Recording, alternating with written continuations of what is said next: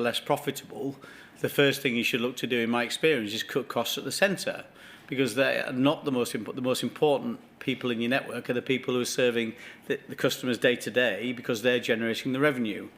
So what you'd expect to happen, therefore, is the size at the centre, particularly the executive and the management team. You look at how many people you have in that executive management team, and you look to cut it. And typically what I did at my own business, when we hit trouble in the past, you would have cut that by at least 40%, if not more. And that's some of the conversations we had with the chief exec and their team, and the finance director, the acting finance director, the acting CFO.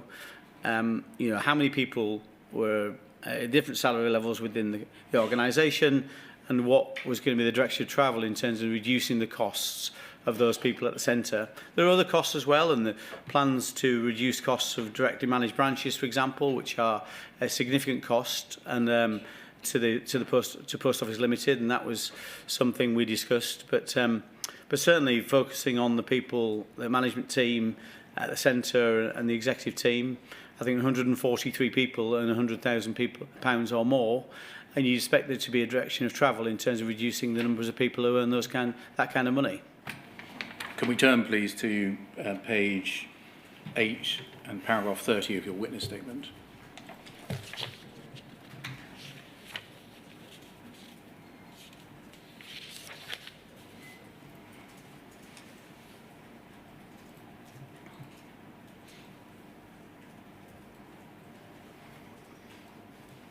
Under the heading Post Office Board and Culture, within paragraph 30, you say this: there are also signs that the Post Office remains too inward-looking and dysfunctional.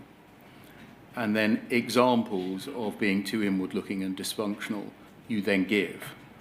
You say good examples are the failures to disclose information to the inquiry, 2, the slow pace of disclosure for compensation cases, 3, the reluctance to reduce central costs to allow a consequential increase of revenue to postmasters, 4, the Henry Staunton saga, 5, the failure to deal with long-standing issues with senior executives, such as Alistair Cameron, 6, the Remuneration Committee's decision and processes around the sign-off of bonuses for complying with the inquiry's disclosure requests, 7, the persistent and aggressive lobbying by the CEO to significantly increase his remuneration. It's quite the list. Yeah. Amongst those matters that you mention is a reluctance to reduce central costs to allow a consequential increase of revenue to postmasters' remuneration.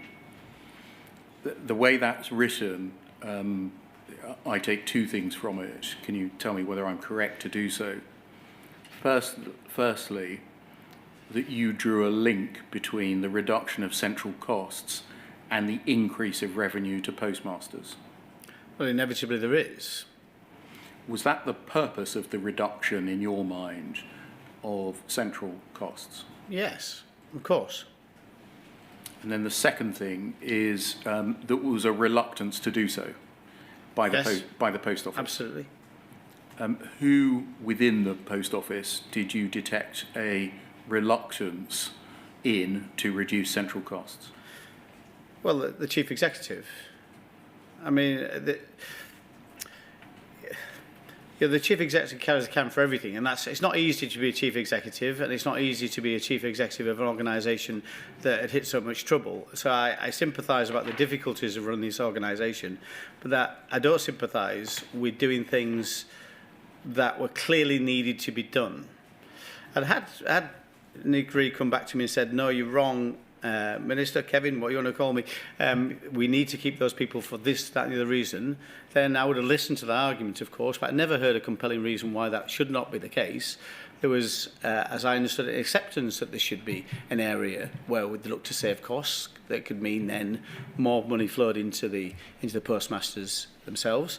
But then nothing happened about it, despite our urging at every juncture, into every meeting, and you could easily say, well, you should have done more, and I would hold my hands up and say I should have done more to insist upon this, but That was never properly forthcoming.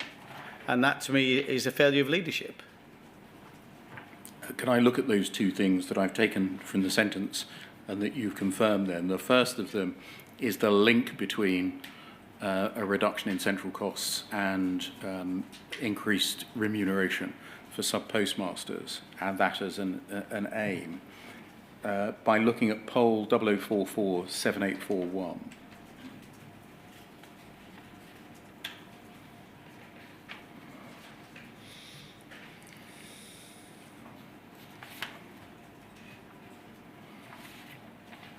You'll see this is a letter from you to the then chairman, Mr. Staunton, of the 29th of June 2023. It's a 5.5 page letter, including its annex, and its heading sets out its purpose, namely to set out the strategic priorities for 2023 to 2024. Could you just explain why you write letters of this kind and what their purpose is? Well, obviously, we are the shareholder for the organisation, and therefore it's sort of to us to set out the priorities that then the chair and the chief exec should then focus upon. Page 2, please. You say, I would like you to focus on the following priorities and align the reward package to the shareholder priorities.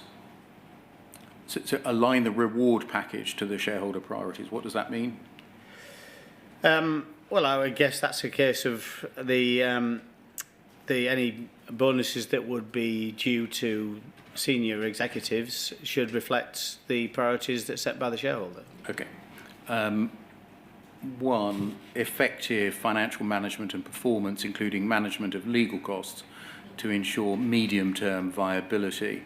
For the financial year 23 to 24, the Post Office should, and then as the 4th bullet point, maintain stringent cost control and maintain a clear focus on value for money and efficient delivery across the cost base, including, and then there are 5 sub-bullet points, the last of which is other measures aimed at reducing central costs wherever possible. So is this the record, essentially, of you telling the Post Office to reduce central costs? Yeah, I mean, that's one of the records. Other records are contained within the meetings that were minuted between myself and Nick Reed. But this is a particularly formal way of doing it, yes, by setting out the shareholders' strategic priorities. Is that right? Yes.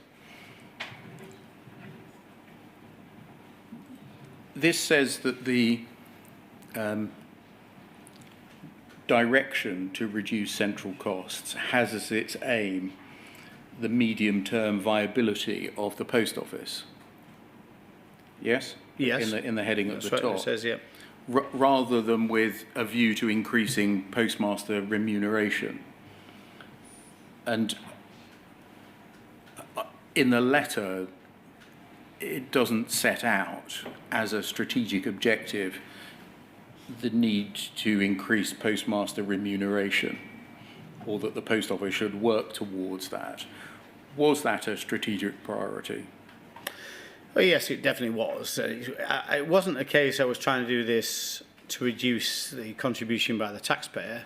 It was a case of, from my focus, it was very much all the conversations I had with postmasters, be it through the conferences I attended or by other means, was very much an understanding that life was difficult as a postmaster. Many were working at or below minimum wage, and the Post Office itself would not be viable if its network would not be viable. So that's the most important part in terms of viability of the network, in my view. And if we just look through, if we scan through the 4 strategic priorities, there's a mention at the foot of that page there in the last bullet point under number 2 of postmasters, but that's in the context of rolling out to them the strategic platform modernisation programme. So far as I can see, that's the only mention of postmasters in the strategic priorities. If we go over the page and look at priorities 3 and 4.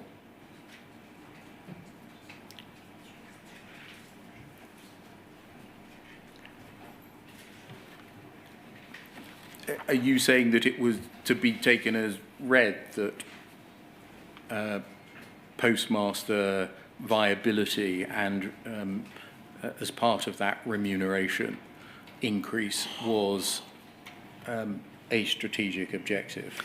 Well, I don't think anybody who had an interaction with me in terms of the management team or leadership team would have any doubt that it was my intention and a requirement of their work to make sure that we reduce costs, to make sure that the beneficiaries of that should be the postmasters. It may not specifically say this in here, and maybe it should have done, but that was certainly the case. That's what we were intending to do. Could I look at, thank you, the next part of the equation then in that sentence that we read, which was that there was a reluctance within the Post Office to reduce central cost. By looking at Bayes 40805.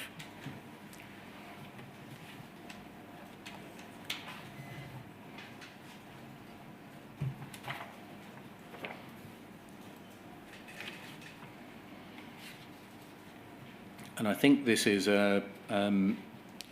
essentially a presentation or a series of slides for a presentation for a meeting that was held in December the 5th, 2023, which I think you attended. Yeah. And this is part of the Post Office presentation to you, or to the meeting at which you were present.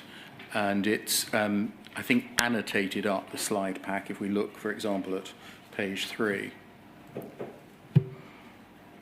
Presumably by somebody at the department, because this was disclosed to us by the department. Overall, can you just describe the purpose of the meeting? Can you remember? Well, obviously, central cost is mentioned there, and one of the, I think, the next slide then talks about the number of people on high salaries. So I'm not saying the only purpose of the meeting was to look at central costs, but as far as I was concerned, that was one of the most important areas for discussion at the meeting. Can we turn to page 7, please?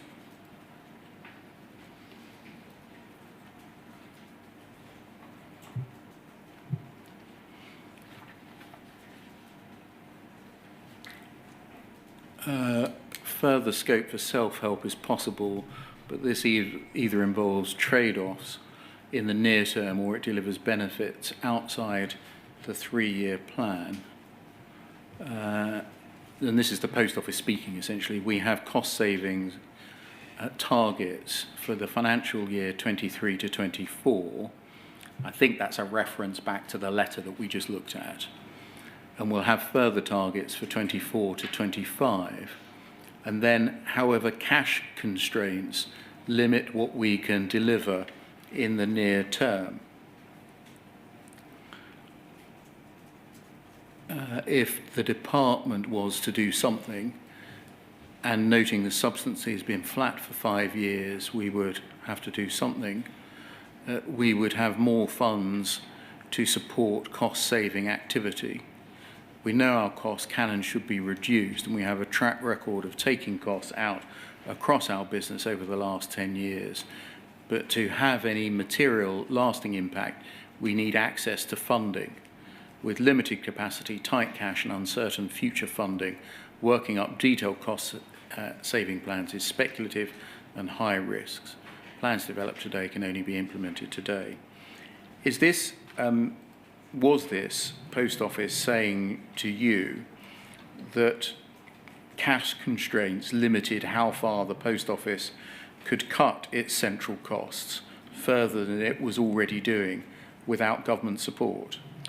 Yes, that's right. That's what they're saying. Do you agree that government constraints, in fact, significantly limited how far Post Office was able to go in cutting central costs? No, I don't. And I've had the conversation, I think it's been minuted elsewhere, that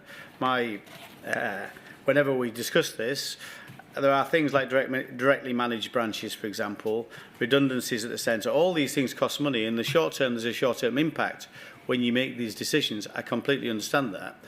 My clear message to Nick Reed and others was you make the business case for that investment that we would need to get from Treasury to make those to fund those changes, and I'll make the case for you to make those changes. So there should be nothing that would stop Nick Reed or others making the business case to me, and if it made sense, I would have taken that to Treasury to get the money if that made financial sense to do so. So is this what you were being told on this occasion evidence of, or an example of, the reluctance to reduce central costs that you've described?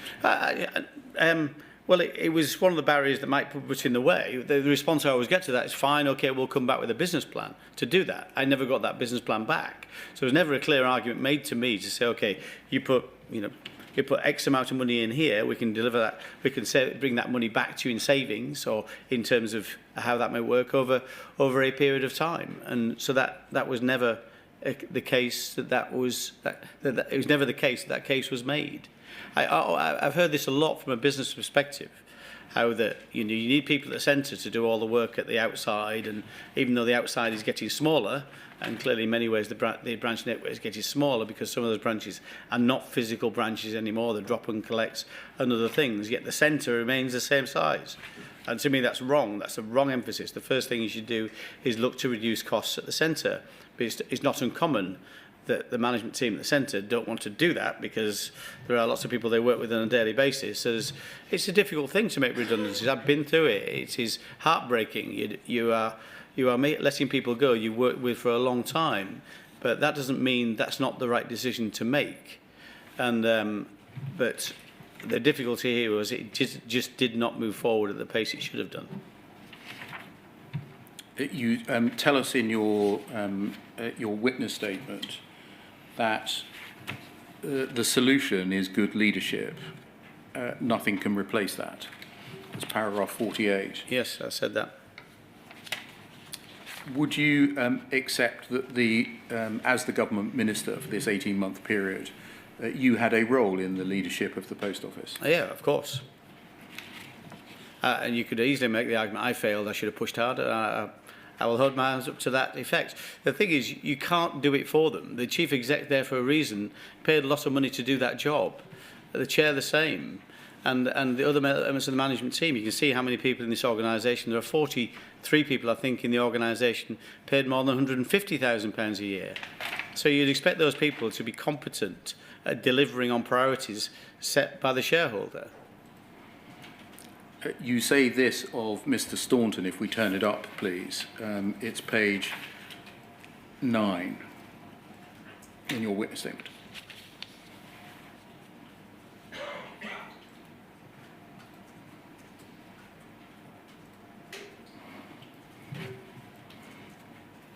At 34, which is at the bottom. Whilst I did not have regular contact with Henry Staunton, as Nick Reed was my principal point of contact at Post Office, my own view of Mr. Staunton was that he was incapable of chairing this organisation. I first started to doubt his judgment only a few days into my ministerial role, when he strongly advocated a very large percentage increase in the CEO's remuneration. I was very aware from my meetings with senior officials at UKGI, Tom Cooper and then Laura Grattan, that they did not rate him very highly and felt he was a chair from a previous generation. Given that you had doubts about Mr. Staunton as soon as you took office and heard from others about his inadequacies, why did it take a considerable period of time after then to essentially move against him and ensure his removal? I don't believe you should go around sacking people on a whim. You know, I always try to work with people in my business life and also in this life in trying to give people the opportunity to get the job right. Now, that was an early reflection in terms of the remuneration point. It wasn't handled directly by me. It was my Secretary of State, Grant Shapps, who handled the remuneration situation. So, but certainly a chair coming along and arguing for, I think I've never seen the letter, but I think it was a doubling of Nick Reed's salary. I think we all were pretty shocked by that within the department. So at that point in time, red flags appeared, and I think it wasn't the only time he made that case. But, you know, I say it wasn't my principal point of contact as we went through this. And certainly latterly, it was only latterly we heard that Mr. Staunton's allegations, I think proven allegations of misogyny and racism and bullying, these kind of things that he was alleged to have done. You know, over time it became the case that I think it was quite clear his position was untenable, and that was a position that was held by UKGI and the civil servants responsible. Why did the senior officials at UKGI not rate Mr. Staunton very highly, so far as you understood? I just don't think they felt he chaired the board very well. I think if you look at the report that was done separately evidenced by Grant Thornton, talks about some of the some of the processes, meeting discipline, lack of structured management information, all those things a chair is responsible for. So I guess that was a reflection of some of those failures at board level, and that's very much the responsibility of the chair. In paragraph 36 of your witness statement, you say you're aware of Mr. Staunton's allegations in which he claimed that a senior departmental official had told him to go slow on compensation for sub-postmasters, and also about the reasons he was given for his departure. And you say, so far as I'm concerned, this was nonsense. Can you explain why you think that what Mr. Staunton has alleged was nonsense? Well, I just don't imagine who we had a conversation with on that basis. And if you look at Mr. Staunton's evidence to the Select Committee, after he was let go, he actually says there's nothing wrong with the HSS schemes. I think that's, again, evidence within my witness statement, that he said that bit of it was going fine. Now, I think anybody who's been through this process as part of HSS would not say everything was fine with the HSS schemes. We know there were problems with that. In fact, he refers to that in one of his other emails about this claimant who received £16,000. That's one of the concerns he raised. So I just do not think that Mr. Staunton's evidence holds water on so many different levels. I think what I think he says in the Select Committee, the problem was with the overturning of the convictions, which we did. We overturned the convictions of probably 700 people, but that was something we were in the process of doing at that point in time, something that never happened in the history of Parliament. So I just didn't think that any of his allegations were ever evidence or ever made sense. Thank you.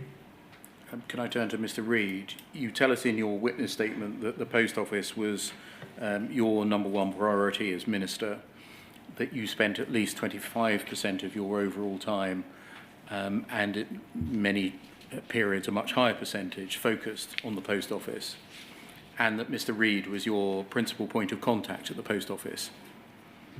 You tell us in paragraph 44, if we move on, please.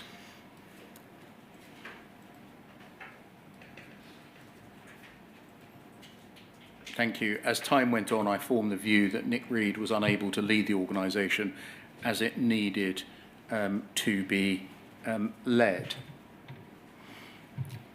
And you say, I repeatedly asked for basic information about management headcount and a plan to reduce senior management headcount and costs. It was like drawing teeth.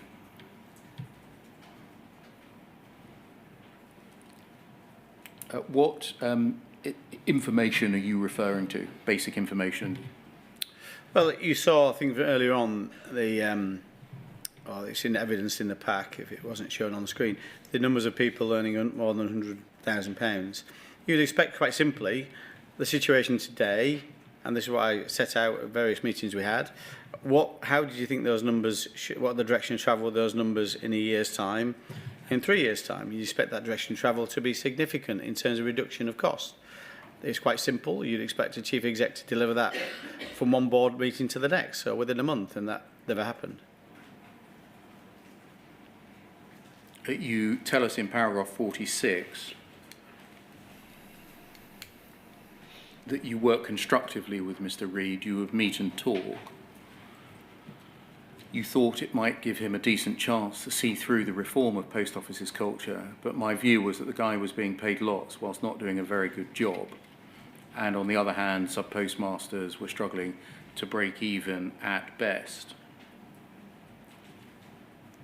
But what, in your view, were the key issues with Mr. Reid's leadership at the post office? Well, I was always been told that things within the post office,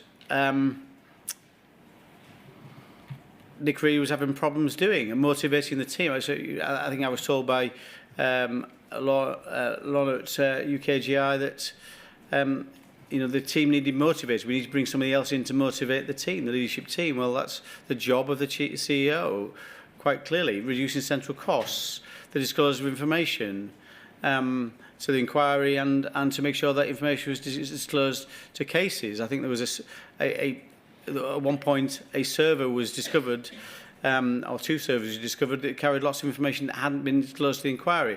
There were constantly a number of different issues that were being raised with me and that all being raised in the media that gave rise to concern that the organisation wasn't being led well. I think, again, this is set out by the Grantham report in terms of the limited effectiveness of the board, as it was stated in their report of June 24. Lack of clarity, low levels of trust within the board, no unifying purpose, a lack of succession planning, and we talked before about the processes of meeting discipline and the people agenda.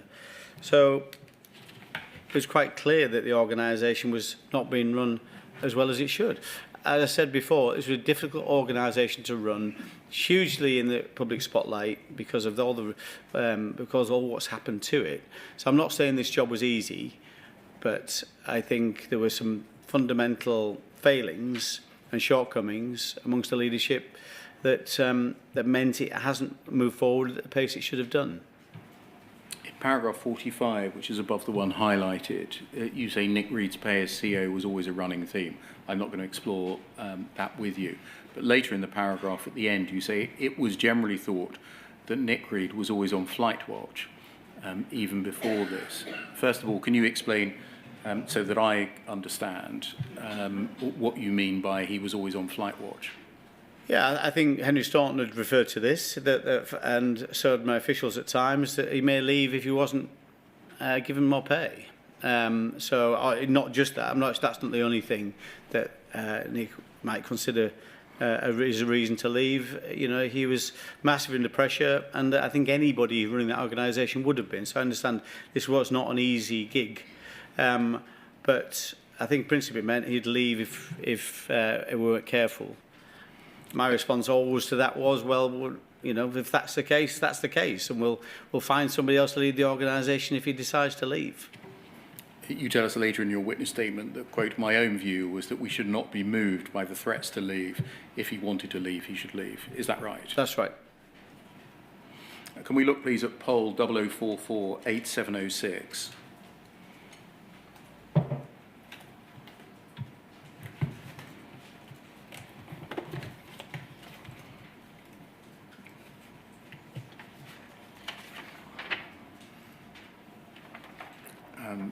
This is a letter from you of April the 21st, 2023, about Mr. Reid's remuneration to Mr. Staunton, the then chair of the Post Office. And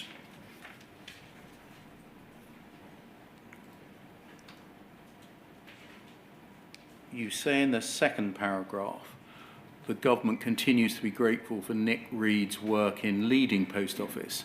Since his appointment of Chief Executive Officer in September 19, I recognise the significant commitment and effort he's putting in to tackle the multiple challenges that the company is facing. If you just scan the next two paragraphs.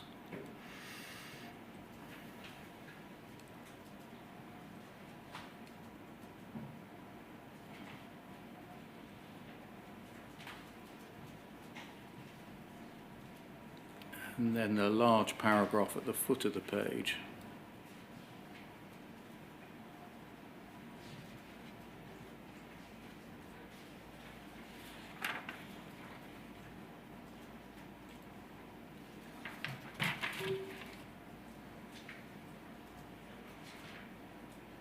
And so this, you refer to a miscommunication between Post Office and government in relation to a backdated pay increase for Mr. Reid.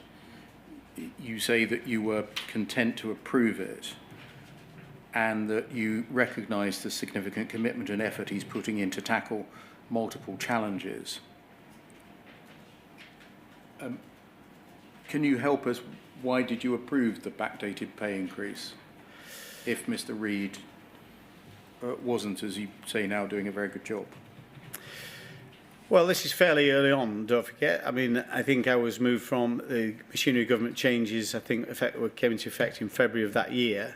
So my responsibility for this at that point in time was greater. I think the previous Secretary of State held a lot of the responsibility with the Post Office prior to that.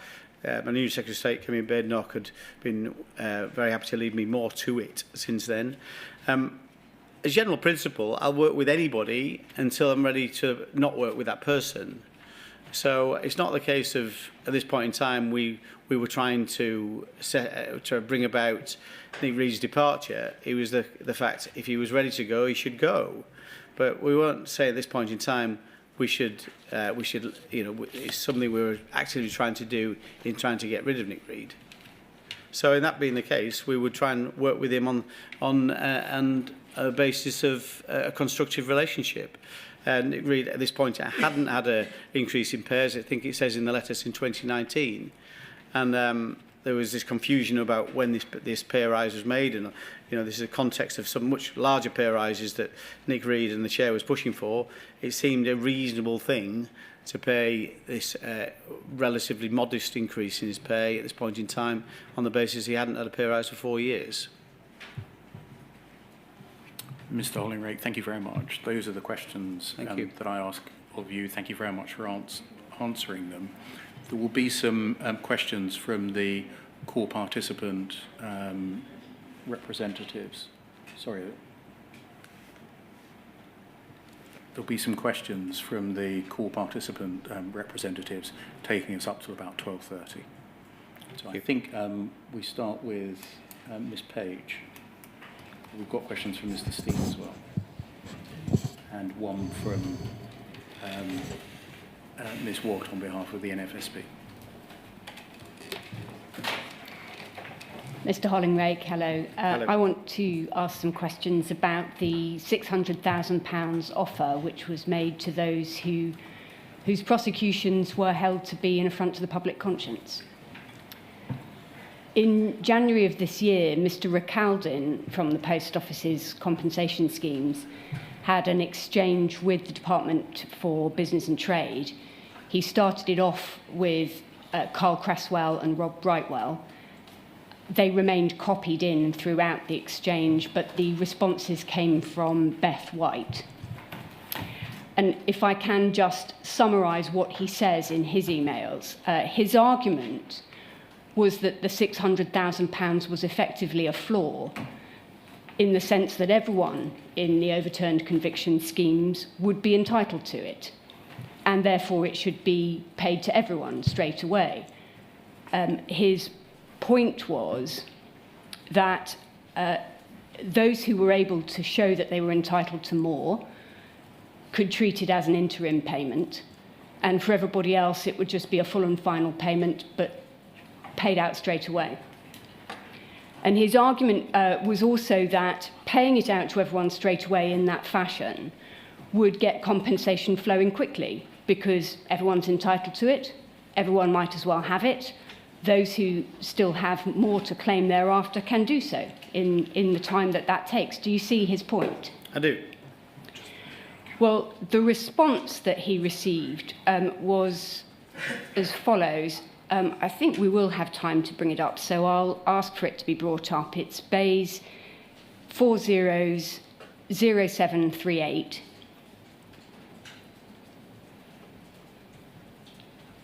And if we could start on page 2.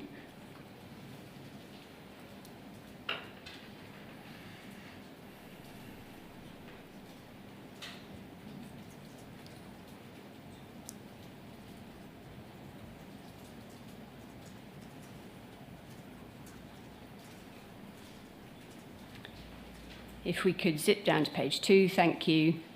Simon, this is Beth White, and as I said, it's copied to Carl Creswell, Rob Brightwell. Simon, you asked yesterday whether the aim was to get money as quickly to claimants or to get F&F, evidently full and final shorthand, or to get F&F settlements to claimants.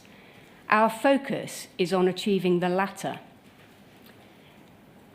This proposal, i.e. his proposal, doesn't encourage any pace or movement to full and final settlements, does it? Ministers and politicians, as shown in the Select Committee, are keen to take steps to encourage victims getting their full and final settlement as quickly as possible. And then if we go up, he tries one more time, and then on page 1, Miss White comes back to him again. He says, so we hold back funds that we could pay to pressurise, quotes, encourage F&F. And then her response above that.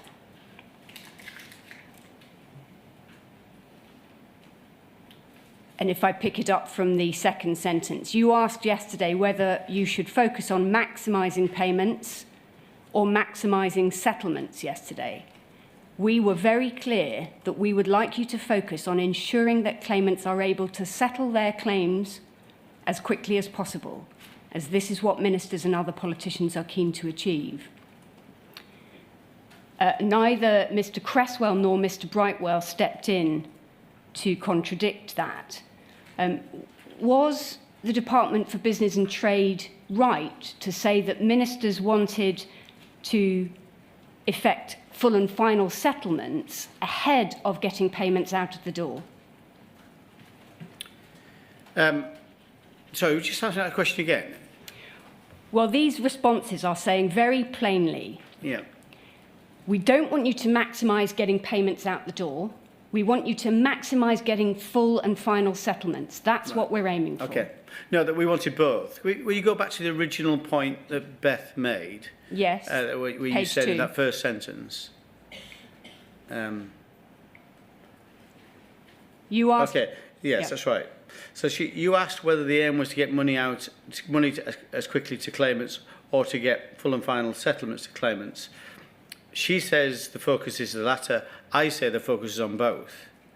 Because the way the fixed sum award works, as you will, I'm sure, know, is that some people, if they'd gone through a full and final settlement, would have got less than £600,000. Some would get more. So the point is, it shortens the queue for the others. If you take half the people out of the queue, because one of the problems we heard is getting people heard, that their claim heard, or getting the assessments made, forensic accountants, experts on mental health, physical health, all those things. If you have fewer people having to go through that process, they can get to the claim point more quickly because people have come out of the process. It was never trying to say to somebody, your claim might be worth £1 million, we're going to give you £600,000 to get you out of this. It was a choice people could have, and they could make the assessment based upon their personal circumstances. It was never trying to shortchange people.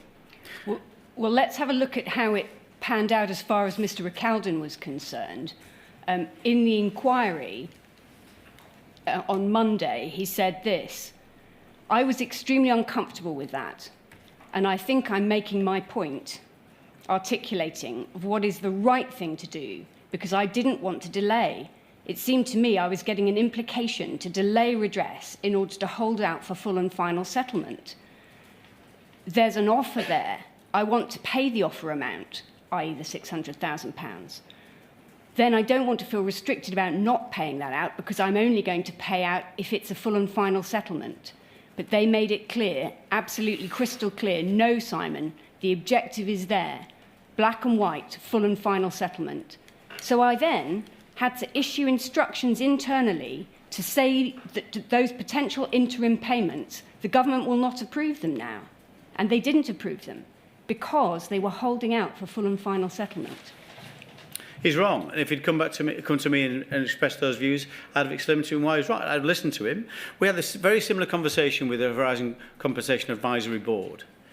And a Lord Arbuthnot made this argument too. He said, well, why can't we just pay it to everybody and then we'll let the people want to claim more? And you can make that argument, and James did. But I said, I'd point to it, if you do that, you will not shorten the queue for people who think their claims are worth more than £600,000. So I pointed out before how we've seen this massive uplift in compensation over the last year, which has got to be a good thing, a fourfold increase to now over £438 million, I think it is.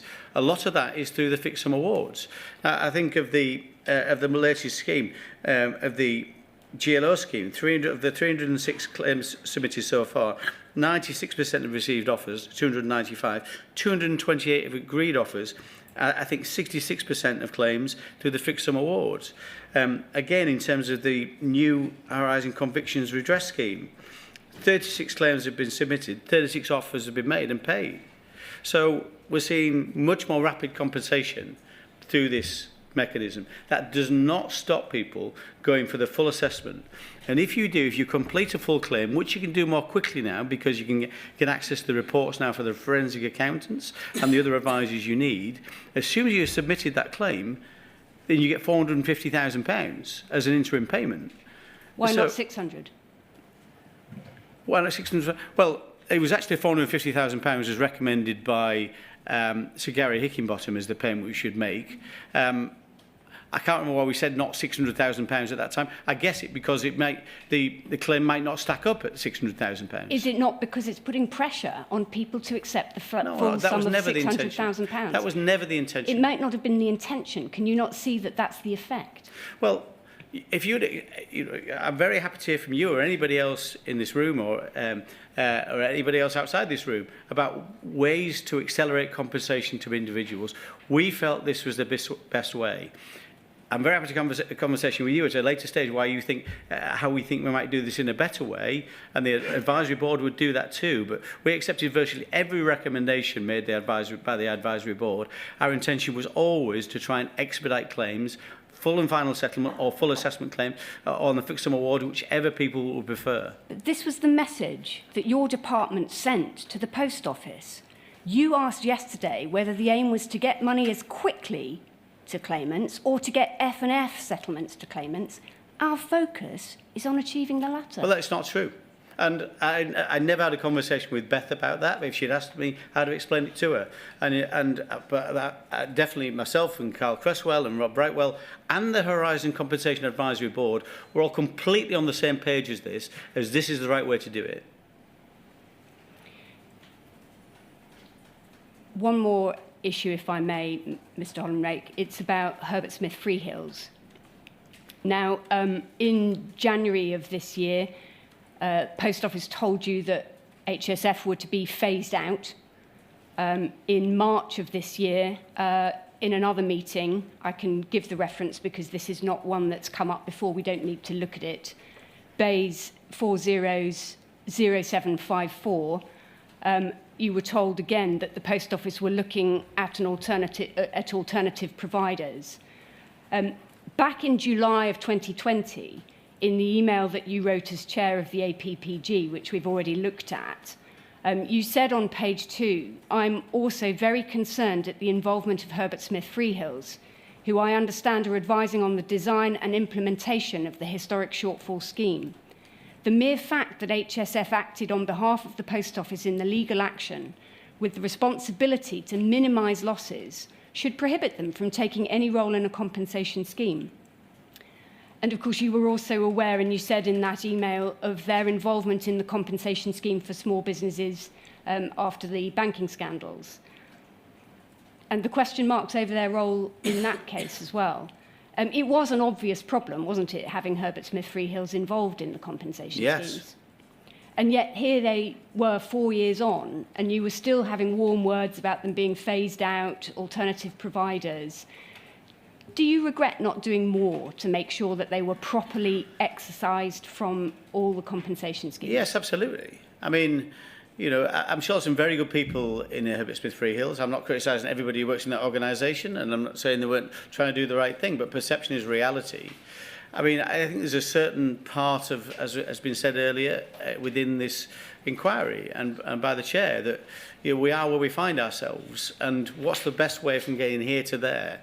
So, yes, I mean, just tearing out a big lump of the existing compensation scheme and the processes and the legal advice to that scheme maybe isn't the quickest way to get compensation out the door. So it does take longer. Should it have happened in the first place? Absolutely no, it shouldn't. Thank you. Those are my questions. Mr. Hollinrake, my name is Sam Steen. I represent a large group of sub-postmasters, also people that worked in post office branches, and we represent people that have been through the Court of Appeal and who have had their convictions overturned, and people that have had their convictions overturned via the legislation. Now, you've mentioned and discussed with the Chair, Sir Wynne, the issue of lawyers being involved and how far and to what extent that assists. You've had experience yourself, am I right in thinking, with a constituent of yours who came to you to discuss their issue, someone that's been affected by the post office scandal, and that they were discussing with you an NDA, non-disclosure agreement, and the potential effect of their signing of the Official Secrets Act. Is that right? I don't remember that particular case. I did have a constituent in Norton, near Helmsley, who passed away, but I'd never met that individual before what was the case, so who'd been as part of the 555. I may be wrong, but I don't honestly think I did. I think David Davis brought up the point in Parliament about the Official Secrets Act and the implications that had in terms of the ability for people to speak out. I'm grateful that's of assistance. Sub-postmasters signed the Official Secrets Act on taking up post. As far as I know, they still do so. I'll stand corrected if I'm wrong. And one of the issues that we have come across is that they therefore think that may inhibit them actually engaging with the post office, even on such matters as compensation schemes. So that's something that's been raised. We can't go into parliamentary discussions, but that's something that you're aware of that's been raised. Yes, I'm aware of that. And we have experience as well that since the legislation cleared those people who had not had their cases taken before the Court of Appeal before, because there's a certain issue regarding people that have gone to the Court of Appeal in the past. But those people in the past whose convictions have been cleared, we've had people contacting my instructing solicitors, Howe & Co., saying, we've got this letter about my conviction. Is it real? Is this the post office trying to do something else? In other words, the sheer level of mistrust that is engendered by scandals such as the post office also means that people need support from lawyers. Do you agree? Oh, yes. It wasn't a personal criticism of you, Mr. Steen, in terms of my early remarks on lawyers. Thank you very much. And I'll put that one on my website. The other issue, of course, and perhaps slightly more seriously, is that people that have been through these scandals, the post office scandal, you mentioned the blood inquiry and what happened there, people are damaged, severely damaged. People are damaged in their physical health. People are damaged in their day-to-day ability to cope. People's lives are blighted by lack of sleep, mental health problems, and the like, by the fact that they are forced into poverty, by the fact that they are forced into trying to cater for the day-to-day. Now, you're someone with a long track record of supporting small businesses, and you know that small businesses depend upon everybody working together to run that business within a family, yes? That's right. So again, the difficulty for those people left in these dreadful situations is that they do need support from lawyers that are prepared to engage at early stages with either government or what's happened within a scandal in order to provide access way to compensation, yes? Quite right, yeah. Right. Let's go one step further. The route through which compensation is often argued tends to go this way before inquiries. What happens is, first of all, there is a need to try and see if the inquiry will seize upon the question of compensation. All of that work is often done pro bono by lawyers such as Howe & Co., myself and others, to try and in fact get the government, if the government is at the root of the scandal, or at least part of it as it is here, to try and engage even on the very basis of compensation. All of that work has to be done on behalf of a large number of people. One or two people, lawyers can cope with on a pro bono basis, but you cannot represent people when you're talking about tens and numbers of people that gets up into the larger numbers. There is simply not the capacity for lawyers to do so. So what has to happen is that those lawyers make as part of their campaign the attempt to try and get government to engage on compensation issues. Let me tell you about the next stage. The next stage is when there is a bare acceptance that there might be a need to have lawyers on behalf of claimants, there's then a wrangle about how much they should be paid and about the hours they should spend on such matters. So the next stage is then fighting about how much it is that someone can have. On the other side, what happens is that the government, represented by lawyers, and indeed the post office, represented by many different firms of lawyers, is able to fund the payment for their hourly rates as they go forward. So you can see that there is an initial inequality that I'm afraid relates to the claimant side. Do you agree with that? Yeah, I do. Yeah. Now, you say in your statement this: your appointment, this is paragraph 8, sir, your appointment was manna from heaven to me because it meant I could actually help to fix something important. And you go on to say this: there wasn't a day, night or weekend that went by when I wasn't doing something on the post office redress schemes and transformation. So you understand how much hard work is involved in trying to get things moving in relation to these matters. And you understand that that type of work, that day and night work on behalf of people trying to get things done and fixed, is very difficult when essentially it is not funded at all. Do you accept that? Totally. Now, you've mentioned the question of working with schemes that don't perhaps on the government side, necessarily have the full engagement of an entire legal team, legions of lawyers working on their behalf. Could you consider this? In scandals such as the Post Office, whereby the government is part of the problem, the government owning the Post Office, the single shareholder, unless the government approaches the question of compensation with a spirit of generosity, there is always going to be a need to have lawyers on both sides, probably, fighting it out. Because without a genuine spirit of generosity in relation to the prospect of payment to those claimants, then essentially there will always be a fight, and the claimants will have to be represented. Yes. Now, Sir Wynne is left with the task, which I know he welcomes and looks forward to, which is the drafting of his report. Drafting of this report will take place once all the lawyers stop talking, sometime through this year and into next year. Now, one of the matters that he has to wrestle with are questions of recommendations.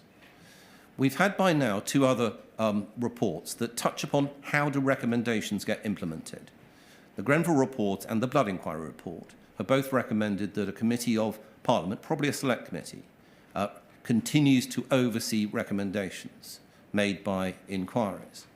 And I'm not asking you your opinion about that. What I am asking you is this: do you accept that there is a need for a body, probably such a select committee, to look at the question of how compensation is dealt with where scandals such as this take place, to learn lessons from what's happened in the past, from past inquiries, to consider how better the frameworks for compensation could be set up and managed in the future?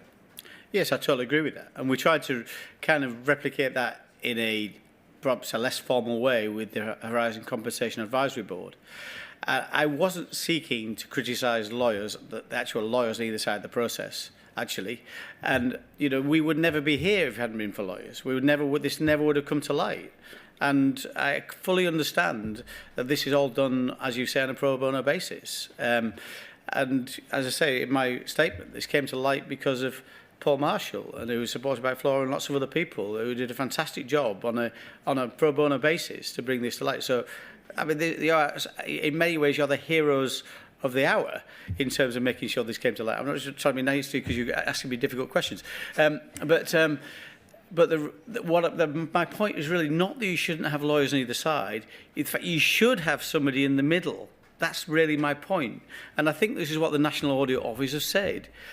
I don't think a select committee can ever play that role. It might do some oversight, or an advisory board can do some oversight, but you need somebody right in the middle who's not incentivised for this process to take longer. Because you and I would probably recognise that If you work for a large legal company, you've got an amount of hours to bill on a monthly basis. Maybe sometimes some of those things, those processes take longer than they might. So but if somebody in the middle can say, no, I'm not worried about that small element of this claim or that particular point, your legal point you're raising, I'm taking a view on this exactly in the way you phrase it, so that it is generous and seen to be generous to the claimants who are involved in the scheme. I don't think you can do this just by lawyers arguing on either side. That's my point. Yes.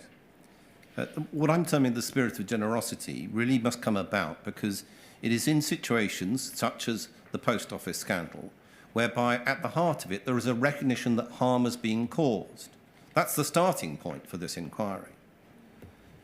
And so when we're talking about the spirit of generosity, it is in fact the balance. It's the repair or an attempt to repair that the harm that is being caused by one actor, in this case the government and its single shareholder status in relation to the post office. So it's about acceptance of this is what we've done. We're sorry about it being done. We're not only sorry, but we're actually going to pay up. I'm going to make sure we pay up with as open-handed as possible, bearing in mind public finances. That essentially is what should be embraced. Do you agree? That's exactly what should happen. Thank you, Hollinrake. Thank you. Ms. Ward. Thank you. Thank you, sir. Good afternoon, Mr. Hollinrake. I'm over here. Good afternoon. Hello. Thank you. We have this difficulty every time I ask a question. See you fine. I'm going to ask a question on behalf of the NFSP, and I'm going to call up a document, and I'll give the number for that. But you might recall that on the 8th of January this year, just after the ITV drama Mr. Bates against the Post Office, the NFSP Chief Executive Callum Greenhow wrote to you, and that letter is WITN 00370106, and I'd just like to call that up.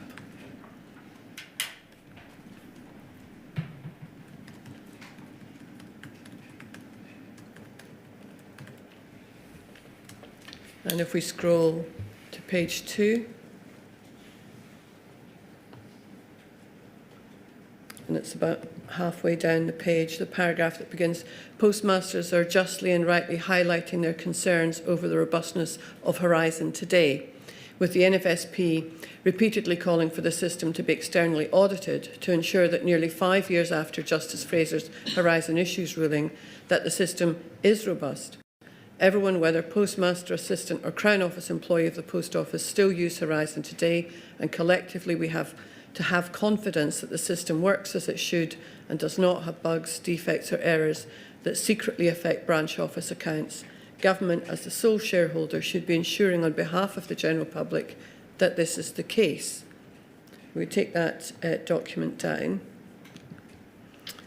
The inquiry has also heard, I'm not calling this up, but I think you've referred to it in any event, has also heard about the results of the YouGov survey for the inquiry. That's EXPG 000000. I think it's another 0 and 7. And that indicated that 49% of respondents using Horizon at present were net dissatisfied with Horizon, compared to 25% who were net satisfied. And in addition, 57% of respondents had experienced unexplained discrepancies within the last 12 months. And in addition to that, the inquiry's heard evidence about the delays to the new branch IT system, NBIT. It's years behind now and millions over budget, and it's possible, it sounds like, that at the Post Office it may have to look even beyond NBIT. But certainly it's unlikely the Post Office is going to move away from Horizon anytime soon. So what I wanted to ask you was, would you agree that an external audit of the Horizon system is necessary? In other words, something that's completely independent to report back to everyone with an interest, involving and including postmasters? That sounds very sensible to me. To your knowledge, and following on from that letter of January the 8th this year, and appreciating that your knowledge may extend only to the 4th of July of this year, in light of this letter, Has there been any proposal that you know of within Post Office for the current system to be externally audited? I don't think that's something that we ever directly discussed, although we did discuss some of the concerns about ongoing discrepancies. And I mean, there are postmasters are dealing with cash every day. There will be discrepancies for it, bound to be some discrepancies. I think what the problems with Horizon were not just IT problems. They're also the approach of the Post Office in terms of their willingness to prosecute and the willingness to think the worst of postmasters. And it's my understanding that the Post Office take a completely different approach to this. Instead of an adversarial approach to some money missing, it's an inquisitorial approach, which is, okay, you know, certainly giving the postmaster the benefit of the doubt, which you would expect to happen in this kind of network. So I understand that to be the case. It wasn't the case that anybody came to me when in my tenure as Post Office Minister to say this person's been taken to court. In fact, the Post Office don't no longer take forward private prosecutions, but he's been taken to court on the basis of evidence from a Horizon or something that is. So I never heard those concerns either from the NFSP or from others in terms of this was a live problem ongoing about these issues about discrepancies being then taken forward in terms of something along the lines of what happened with Horizon previously. Although that point is being put in that letter, you would accept. Yeah, and I do have no problem at all in an audit of the system. Clearly, I'm not the decision-making minister now, but that would seem sensible to me. It was the first time I'd seen the YouGov survey in terms of the pack that I read over the last few days. But on that basis of lack of trust amongst the network for that system, I think that would seem eminently sensible. Okay, just to tie that off, can I take it from what you've said that the government, in your time, up to when you concluded your role, that the government as a sole shareholder hadn't asked the Post Office to conduct such an audit? I don't remember us doing that, no. But we did ask questions about the approach that Post Office is now taking where there were discrepancies. Thank you.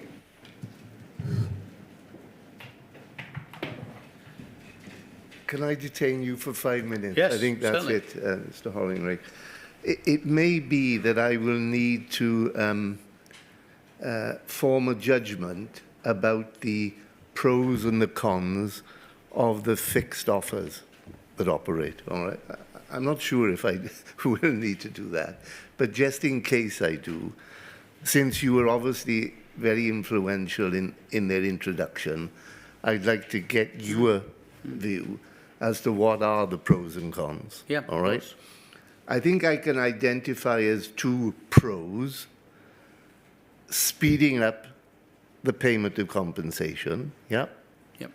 And in all probability, significant savings in legal and expert costs.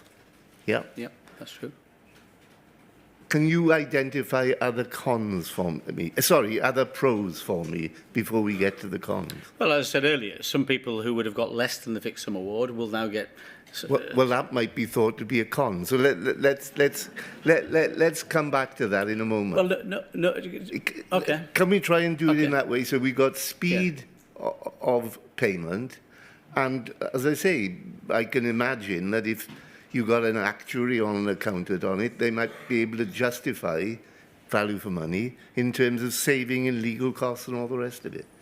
So those are what I see, at least, as the two major benefits of the scheme. Okay. Okay.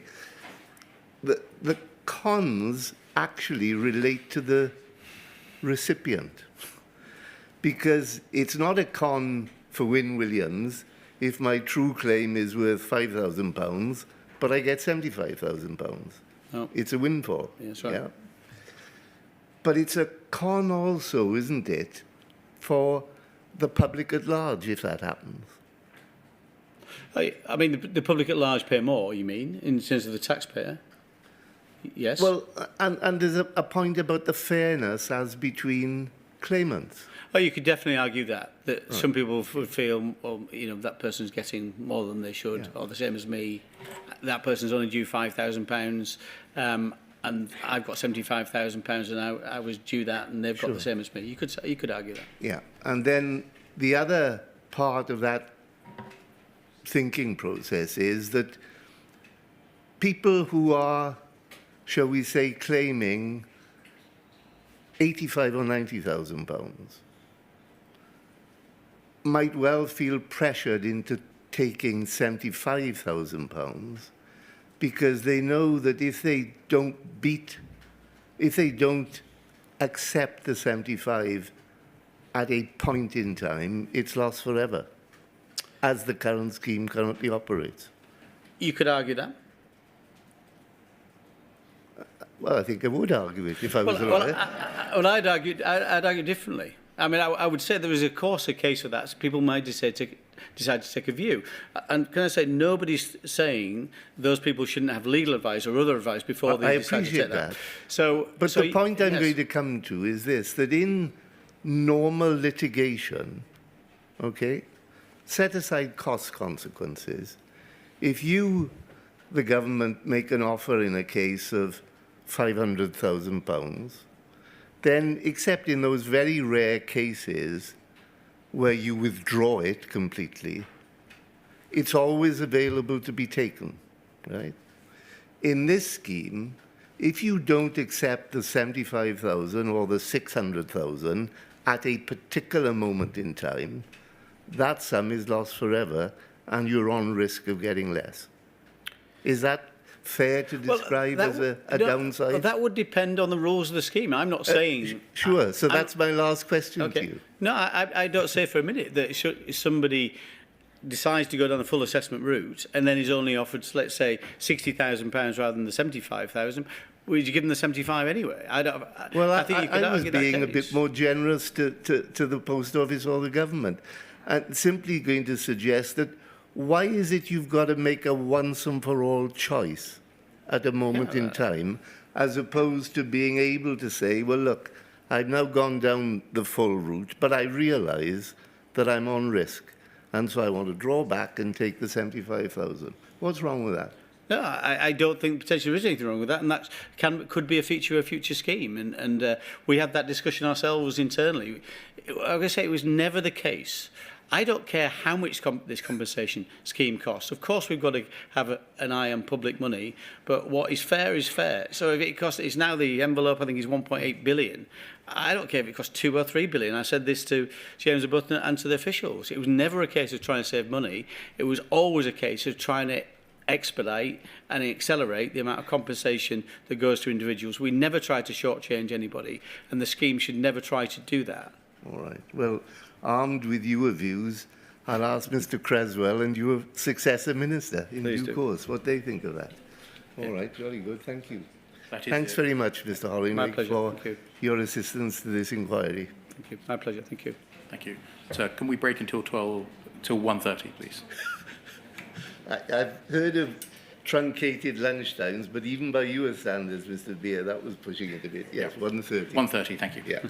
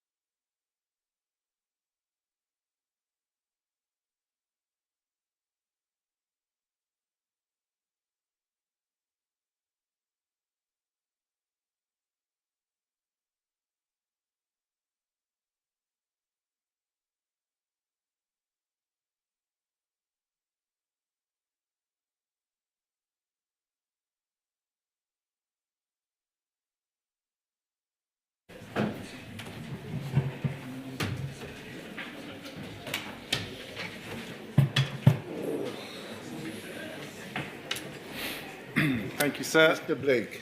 This afternoon we're going to hear from Mr. Creswell. Yes. I do solemnly, sincerely and truly, declare and affirm that the evidence I shall give shall be the truth, shall be the truth, the whole truth, and nothing but the truth. Thank you very much. Can you give your full name, please? It's Carl Philip Creswell. Mr. Creswell, you should have in front of you a bundle containing 2 witness statements that you have produced. Could I please ask you to turn to the first witness statement? That should be dated the 2nd of October 2024, is that correct? It is. Could I please ask you to turn to the final substantive page, that's page 71. Can you confirm that that is your signature? It is indeed. And can you confirm that that statement is true to the best of your knowledge and belief? I can confirm that. Thank you very much. That has a unique reference number of WITN 117-30100 and will be published on the inquiry's website. You then also produced a second witness statement. You should have that in front of you, dated the 22nd of October 2024. I do. Could I ask you please to turn to the final page of that statement? That's page 20. Can you confirm that that is your signature? It is. And can you confirm that that statement is true to the best of your knowledge and belief? It is.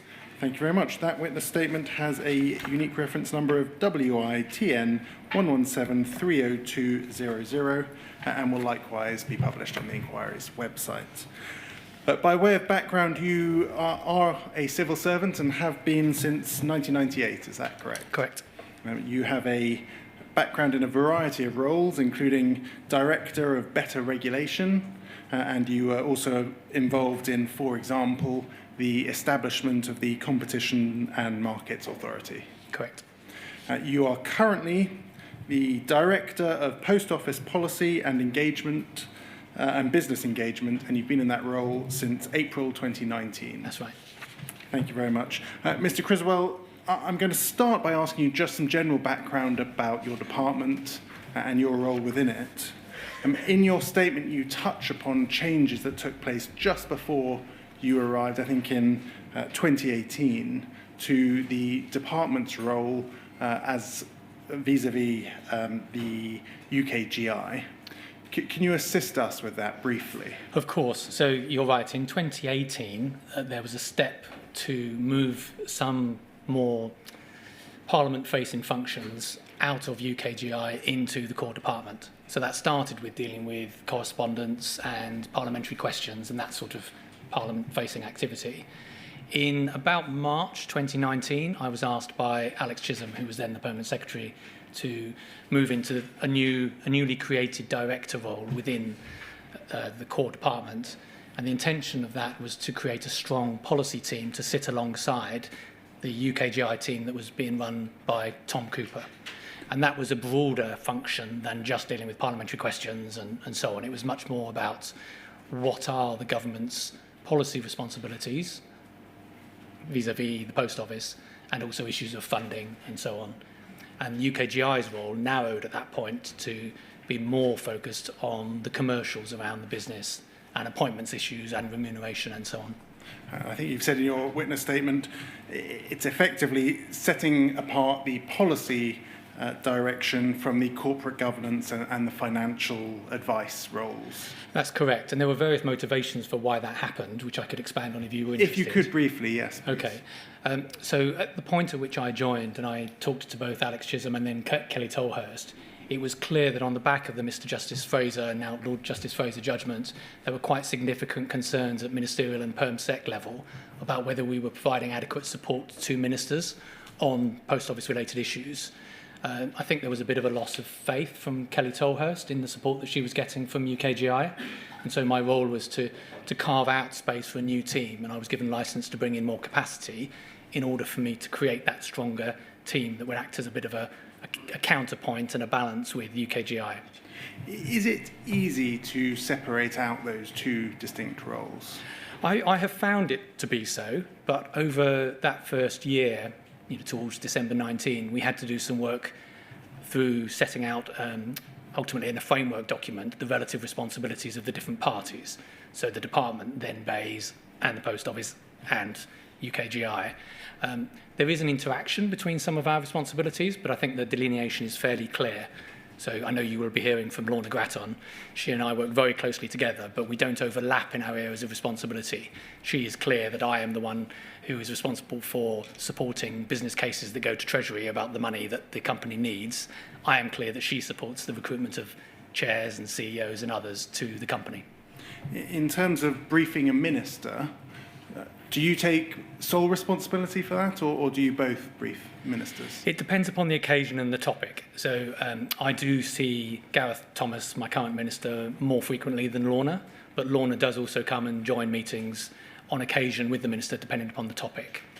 Later this week, the Secretary of State, Jonathan Reynolds, is seeing Nigel Railton for a catch-up conversation, and we will have both someone from the policy team and someone from the UKGI team there, because there are interests on both sides of our fence that need to be represented. Over time, in my tenure, over those 5 years, I have taken on a much bigger role in relation to redress than I had in the early parts of my tenure, where UKGI did a lot of the work on, for example, the Horizon Shortfall Scheme. And so my conversations with the Minister about redress don't tend to now have Lorna or UKGI present in the room. Thank you. We'll go into details in due course today about various schemes and various developments, but just looking at that separation broadly and looking at the evidence that you've heard throughout this inquiry, do you think that current division is right? Do you think it should change in some way? I think it works well, actually. Thank you.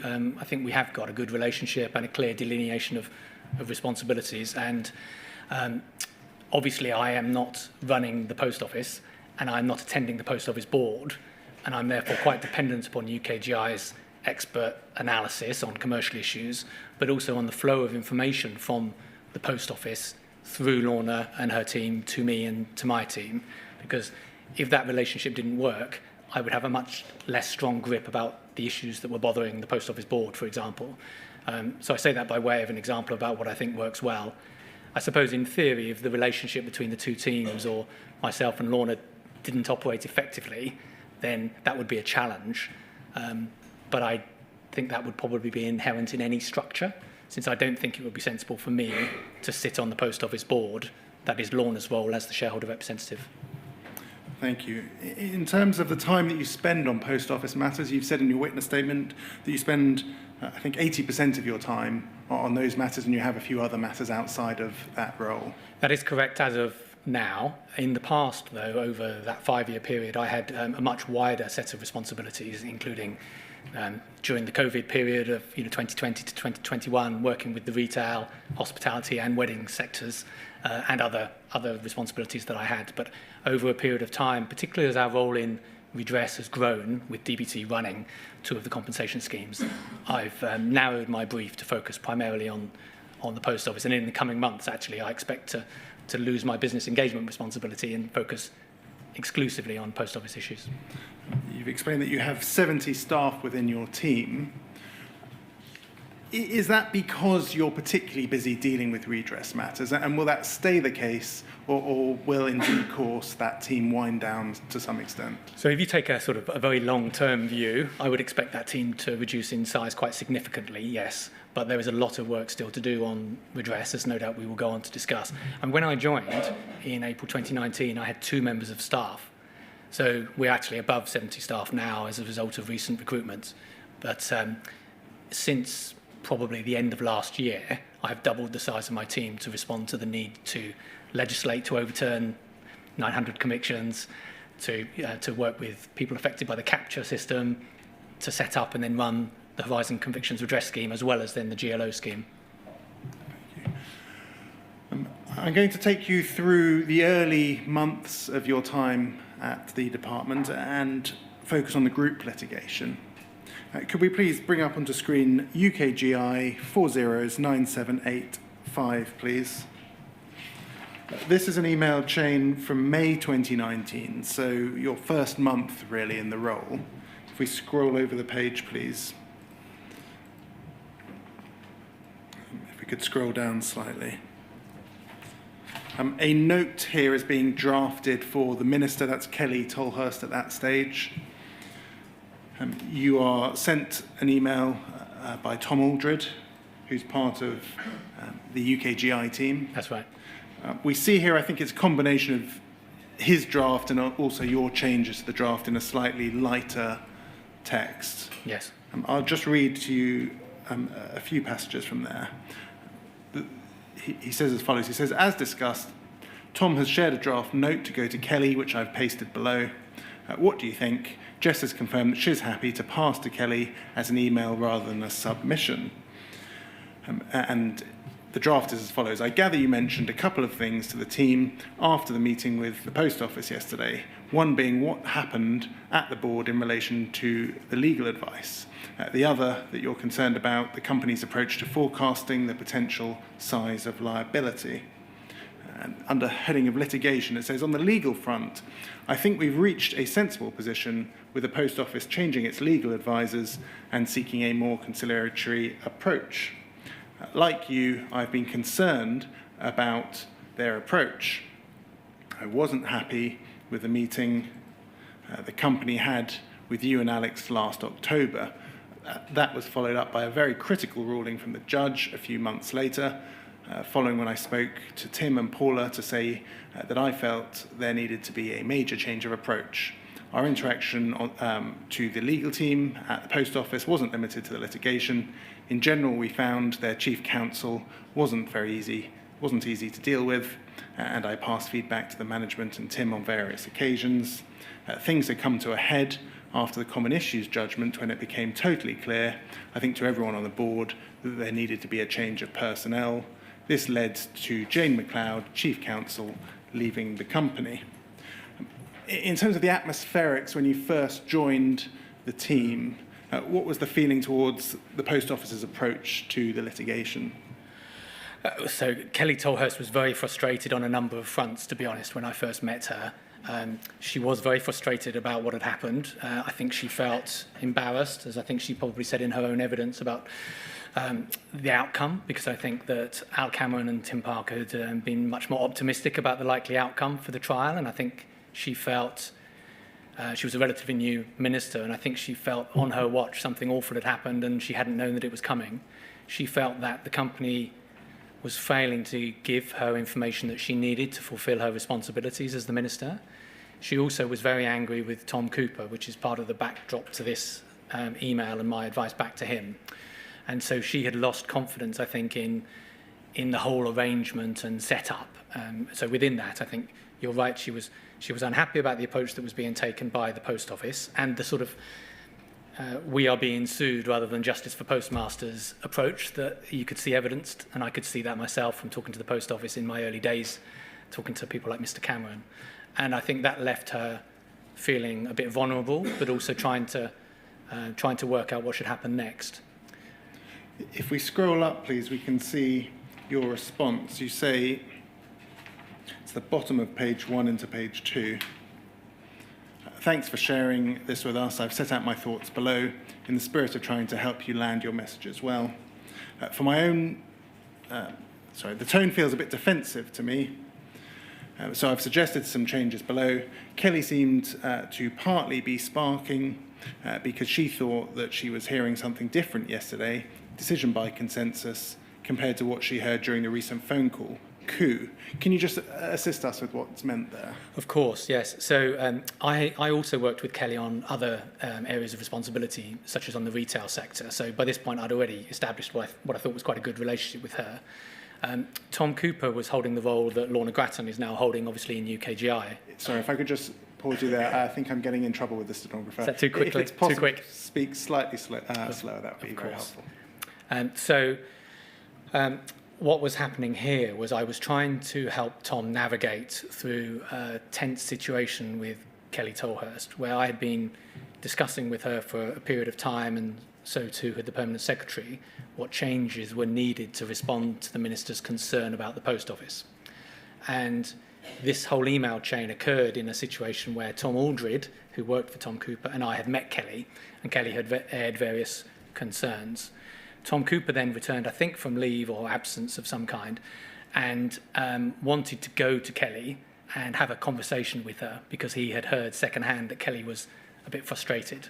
My judgment was that what the Minister wanted was for us to move beyond some of the previous conversations that we had dealt with without Tom Cooper there, and that it would actually undermine our ability to get more confidence back into Tom Cooper if Tom wrote this sort of email that picked up things that actually Kelly had reached a conclusion on, and that it was better to sort of leave some of those issues as they were and then move forward. Would you like me to say a little bit more about the coup question? Yes. So I think this was a question of slightly different language between the two of them. Tom Cooper had said in a previous meeting to Kelly, look, it's great, the post office has decided to change its legal team following on from the judgment. And in order to, I think, make it clear that he had played a significant role in that at the post office board, remembering that this was at a time when Kelly felt that the government representative had not been sufficiently pressing the post office for a number of months, he described it as a coup, by which I think he meant this was a victory for common sense in terms of getting the post office to shift its approach. She took that, I think, to be a sign that things were still not right in the post office board and that there was a problem. And I think there was this sort of slight disagreement of language, of talking across each other, which was slightly typical of their relationship at that point. And I think you addressed that here. You say, I explained that you had meant coup in the sense of a victory for common sense, but she still seemed concerned. So my advice would be to emphasise that we have got to a better place, give the details of what happened, and explain that you're going to be keeping a close eye on them going forward. I also think it would be best to leave out the reference to the leadership of the company. Strictly speaking, she didn't raise it with us in those terms last night. What she said was that she remains nervous about the post office approach. I also think Kelly is unlikely to want to discuss it at this stage. I feel that we've made some good progress this week, etc. What was the feeling towards the leadership of the company at that stage? Well, I think Kelly was quite frustrated with both Tim Parker and Al Cameron. I think she found their approach quite patronising and quite bullish. And I think she felt, and I must admit I had some sympathy for this, that they were slightly in denial about the magnitude of the judgment, and they still hoped at this point, remembering it was May 2019, that the post office would be successful. I can't remember whether the recusal attempt had been rejected by that point or not. It had started before I joined, but concluded shortly thereafter. But the appeal requests were still in play, and I think she felt that the leadership was still somewhat in denial. Thank you. If we turn, please, to page 1, and the final email in that chain that I'll read to you. It's the response from Tom Aldred. He says, for my own part, although she didn't say explicitly that she had concerns with the leadership, I thought it came across pretty strongly in her remarks and in her questions about how we appoint the board and her desire to attend. While I'm tempted to hope it blows over, on balance, I'm more attracted to addressing it head on. If she really doesn't have confidence in the leadership, this has the ability to make everything else a lot more difficult, and we need to understand what's driving her concern. So did the minister at that stage have concerns about the leadership of the post office? She did have some concerns, and she did suggest that she would like to join the post office board and actually sit on the board, which is slightly unusual in corporate governance terms. I felt that Tom Cooper approaching her and saying, let's have a conversation about the leadership, given that she had quite a level of concern about the support that she got from him, I felt wouldn't be that helpful, because I felt Tom would probably go in and say how great, that the leadership were fine and that we didn't need to change the leadership. So my judgment was the best thing to do to support the minister at this point was to try to dissuade Tom from going in heavily on this issue, given that I actually felt that she had become more comfortable over the period up to May 2019 with where we had got to, but still wanted us to do further work on issues like information sharing from the post office. And we'll get on to a couple of those emails that say exactly that. If we could turn to UKGI 409832. We see on page 2 over to page 3 an update from Ben Fote, General Counsel at the Post Office, providing an update regarding the permission to appeal decision of the Common Issues judgment, and also in relation to costs. If we can see over the page, thank you very much, it says, we were in court today before the managing judge to seek permission to appeal the Common Issues judgment and determine how the cost of the Common Issues trial should be treated. If we scroll down on permission to appeal, he says, as expected, the judge didn't agree. There was a real possibility of Post Office successfully appealing his common issues judgment and did not give us permission to appeal. If we scroll down, he addresses the costs, and he says the judge exercised his discretion and awarded the claimants their costs of the common issues trial, rather than reserving the question until later in the litigation, when the full impact of the judgment would be determined. If we scroll up, please, to the bottom of page 1, we see an email from yourself to Tom Cooper.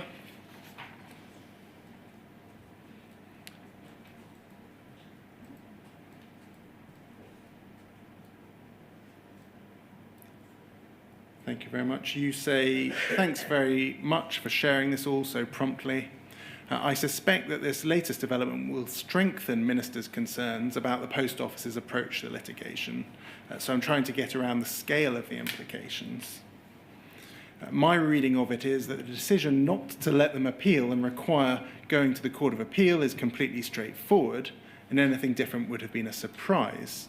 But the costs order is the worrying bit, because it will increase the liability for the Post Office beyond any damages. Presumably that's only for this first case, but it might set a worrying precedent for the future. You say, do you think there's an argument that it should change our assessment of whether it's desirable for the Post Office to consider settling at this stage? Just pausing there, what was the position within your department about settling at that stage, and what was your own personal opinion? Yeah, so within the department, Alex Chisholm and I were both clear that a settlement would be needed, and there was the right course of action. My own personal experience of working in another department, the Department of Education, was that a settlement when there was a legal dispute against a public body is a sort of classic thing that you would do when you have been found guilty.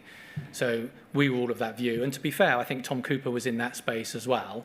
I think the company was probably still hoping that it would, that people would see right and that the judgment would be overturned in some ways.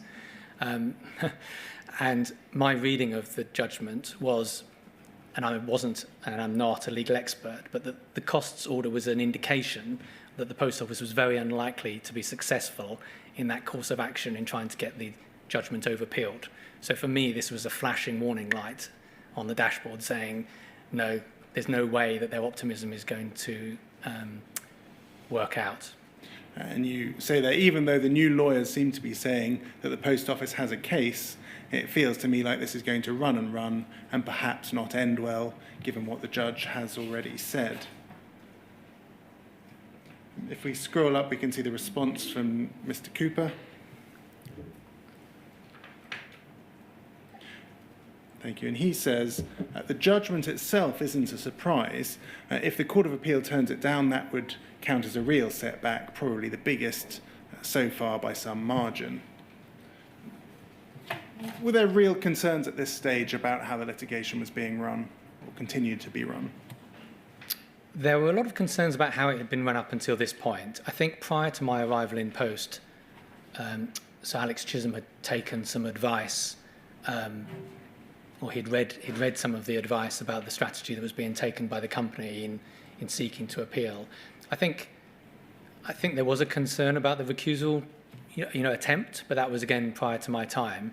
I think people were dubious that the appeal would succeed, but felt that it was a judgment for the Post Office Board about whether to request that appeal. My view was, look, this looks like you're going to lose, and you might as well accept that sooner rather than later and then get on to settling, because part of my responsibility is to support the current company with all the current postmasters, as well as dealing with the historical liabilities. And to my mind, you needed to get quickly through that sort of settlement in order to help the company move forward. I think Tom Cooper also would think that settlement would be a good idea, but it was his team in UKGI that had been providing advice about the litigation prior to my arrival, and even sort of from now onwards, a lot of the submissions were written by UKGI, but with input from me. Thank you. And moving on shortly in time, can we please turn to Bayes 40830? We're now on the 4th of June 2019. There's a readout from the industry meeting on the post office. If we turn to page 3, please.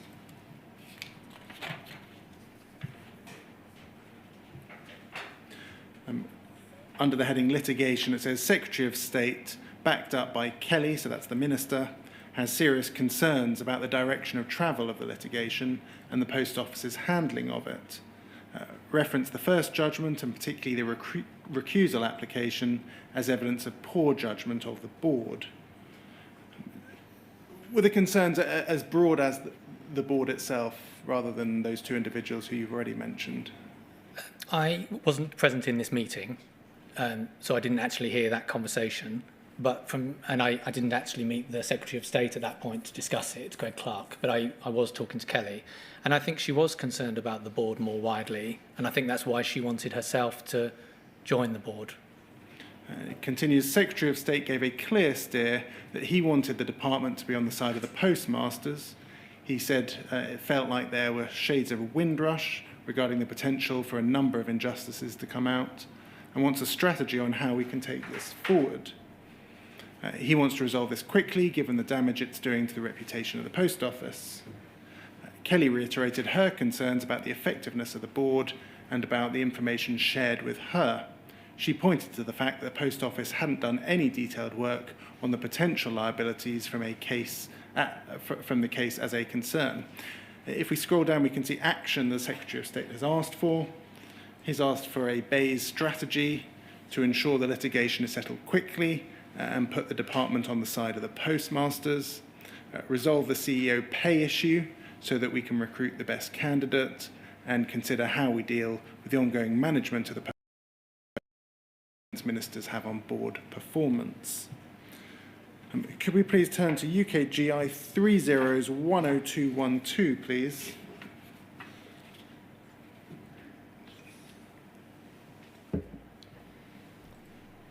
There's then a meeting with Tim Parker and Al Cameron on the 24th of June 2019. That's a meeting with yourself, is that right? I was present at the meeting, but it was actually for Kelly Tolhurst to meet those individuals. Thank you. So where we see the internal attendees, that's in addition to the Minister? Correct. So where it says, for example, in the section below, in response to your letter of the 29th of May, it wasn't my letter, it was Kelly Tolhurst's. Thank you. If we turn over, please, to page 2, it sets out the Post Office's approach to ongoing litigation. And it's suggested as follows. It says, please express your dissatisfaction with the current status of the litigation and invite the Post Office to present details of their strategy. At the second bullet point, please provide the below steers to the Post Office reflecting the options agreed by the Secretary of State. The department's preference is for the Post Office to pursue early settlement of the case. The Post Office should carry out a project on how to structure and operate a settlement, including a fund which would subsequently assess claims and award compensation according to pre-agreed criteria. We see the beginnings of what became the redress schemes, or is this simply focused on the settlement of the litigation vis-à-vis the litigants? So it was a major step towards the settlement in December 19 with the GLO group. Within this comment is the hint at the sort of redress schemes that we have now set up. And I must admit, I had forgotten until I saw this paper that idea had been floated at the time. I think the Post Office's lawyers have been looking at various options. My memory is that the idea of a fund that would award out compensation was rejected following conversations with the claimants in the GLO group on the grounds that actually what was needed was early settlement and money to go to the GLO claimants quickly to be distributed by Freeths or whoever through a formula, rather than the start of a claim-based system, which is more like we have now. There's a missing piece of the jigsaw between the document you've just shown me and the previous one, which was the actual Bayes advice, which was requested by the Secretary of State that responded to some of Kelly Tolhurst's and the Secretary of State's concerns, including a long list of options, the most radical of which would have been to have replaced the leadership, but the Secretary of State decided not to do that. Thank you. So one option up in the air at that stage was replace the leadership. This is a rung or two down from that, is it? In timing terms, yes, that's correct. I think I heard Kelly Tolhurst talk about this when she gave evidence here before as well. I think the view was taken with the Secretary of State that a new CEO was needed, both a permanent and a new CEO, i.e. probably not Al Cameron, and that in that context, and that obviously led to the appointment of Nick Reed later that year, replacing the chair at that point probably wouldn't be a good idea because you would create more instability at a critical time when the company needed to move on. Thank you. If we could turn to Bayes 301130. There's another meeting with Tim Parker in October, 31st of October 2019.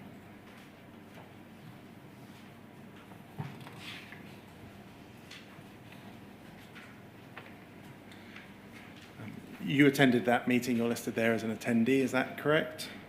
I'm definitely listed there, and I'm sure I did attend, yes. Yeah, this was for Alex Chisholm. Thank you. With Tim and Tom and me. If we scroll down, there are issues listed there. Litigation. Judgment in the Horizon trial is expected in early November, following the discovery that the Post Office had failed to disclose information, known error logs, that may provide a fuller account of bugs in the Horizon system. While this appears to be Fujitsu's responsibility, Justice Fraser is likely to be highly critical of the Post Office. A decision on the Post Office's application to appeal the Common Issues trial is expected on the 12th of November. If we go over the page, please, there are issues to be raised with Tim Parker. The first of those is culture.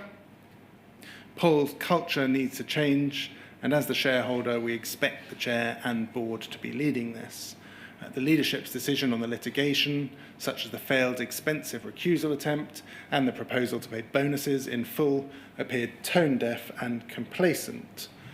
By this stage, it seems very strong criticisms of the way that the Post Office is being run. Is that fair? Yes.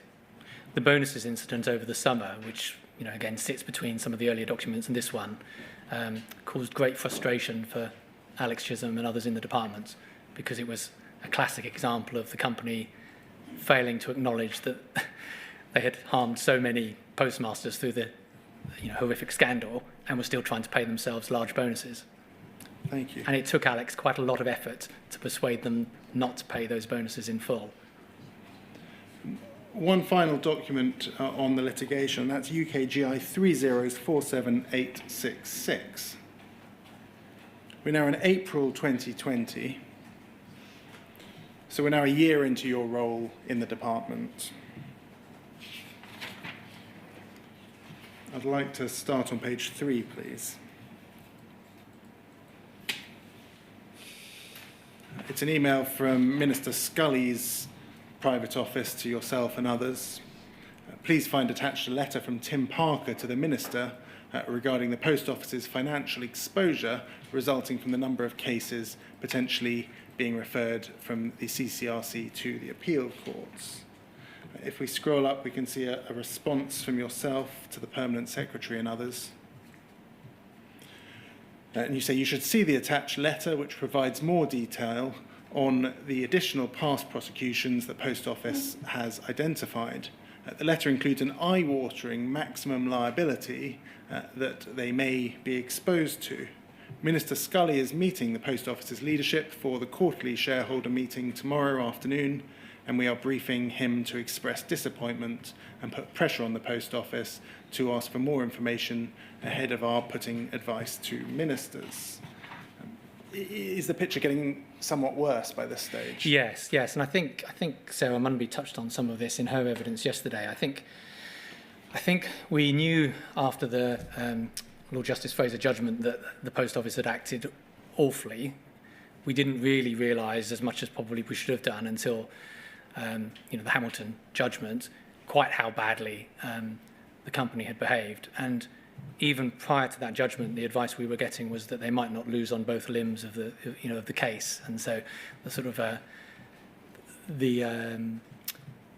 there was still some uncertainty about what the outcome would be.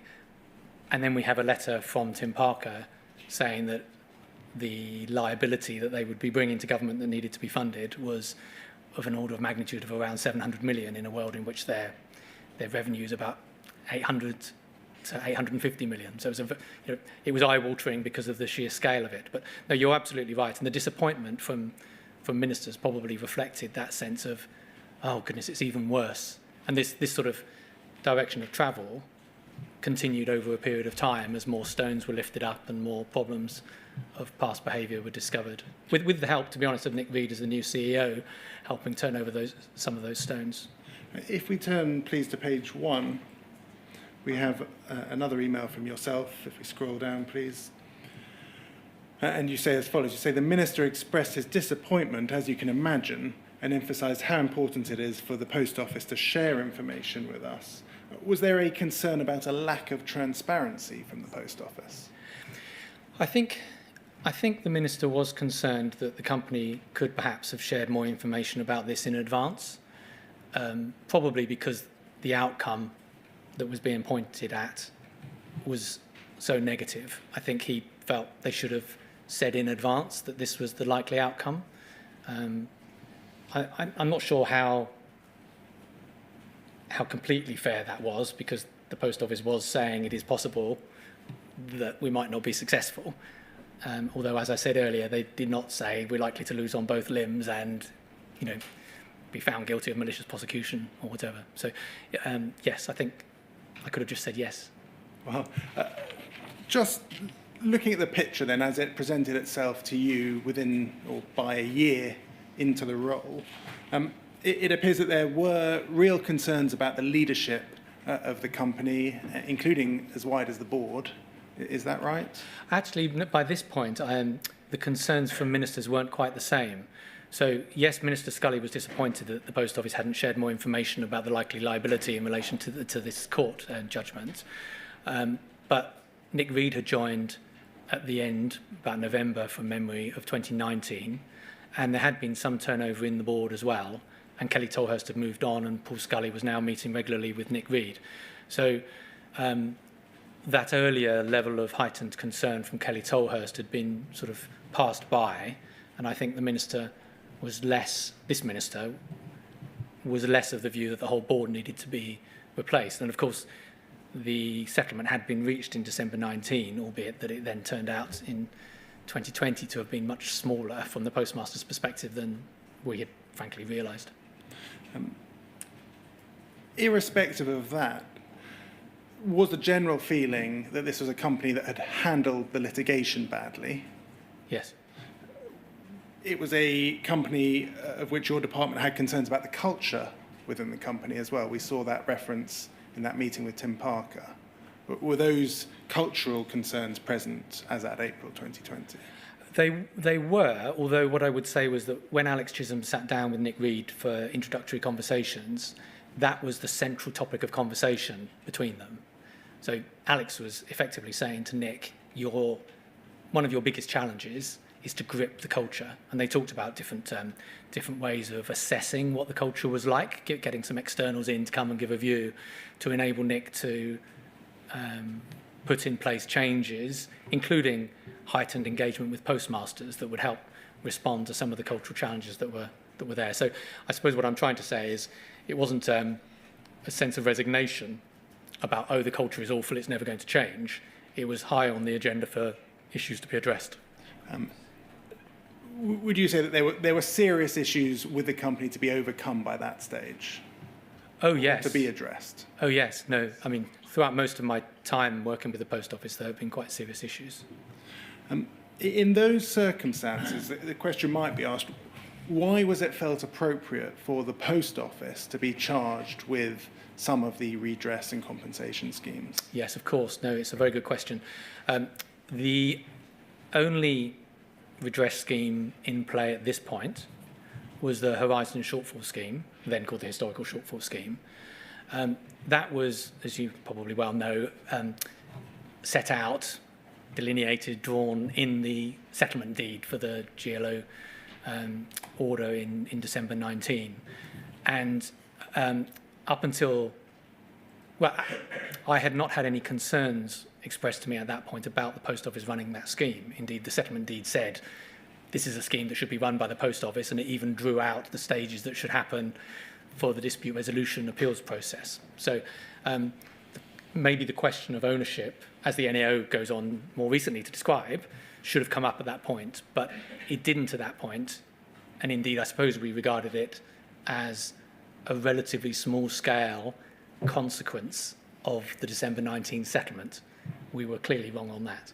And who do you consider to be responsible for that underestimation as to how significant a scheme it might have to be? I suspect there were stages throughout the different players involved. So I think I suspect that the GLO group and Freeths didn't realise quite how many others there were out there, because otherwise they would have probably joined the 555 in recommending that there should be this consequential shortfall scheme. But the Post Office should have had a better sense, or should have analysed more firmly the indicative numbers of a couple of hundred people who might be involved in the scheme. UKGI, as I say, were working closely with the company on HSS for quite a lot of that time, 2020, 2021. And we too in the department probably should have found a better way to analyse it. I think the initial estimate was 200 applications, is that correct? I think that's right. And there were, you say in your statement, 12 times that applied to the Horizon Shortfall Scheme before November 2020, and obviously much more since then as well. That's right, and probably a lot more to come, as the Post Office is now writing out to a much wider cohort than the 4,000 plus that are already in the scheme. Who made that original 200 applicant estimate? I think it came from the Post Office and Herbert Smith, based upon the conversations with Freeths and the GLO group. I don't know for sure whether Freeths gave that number or whether it was just a Post Office estimate. When I had to give some advice to Alex Chisholm about what was happening in the mediation, he asked me to spell out, as accounting officers do, what other sort of consequences would come about as a result of agreeing to the mediated settlement. And one of the issues that I highlighted there was what I was being told about the need to run a Horizon Shortfall Scheme. And we took that number from what we were given by the Post Office at a time of fast-paced mediation, I would say. Were your department doing any work on trying to estimate those numbers? No. As I say, at that point, I still had a relatively small team and was taking a lot of advice from UKGI. I have reflected a little bit on this because it's obviously quite a big point of criticism about our failure to understand how big the HSS was, and I think that's, that would probably be fair. In my heart of hearts, I think I probably didn't particularly think it mattered how big the scheme was in relation to settling in December 19, because I did not think it was material to whether the Permanent Secretary should accept what was on the table from the GLO group, and I regarded it as our best estimate at that point to answer the question from the accounting officer, and that then the scheme would run. And whereas with the 555 group you have a defined cohort, there must always be a risk when you run an open scheme that more people apply than you realised. Is that a failing? Well, if people deserve the redress and they apply, no, as long as you can respond to them quickly enough, which is a separate question. We know that UKGI had a non-executive director on the board for many years prior to that. Did they give you any estimates about the numbers of likely applicants? Well, that was the UKGI team to which I was referring. So Tom Cooper was the shareholder representative and had been for about a year, I think. And it was either he or his team that provided the figures.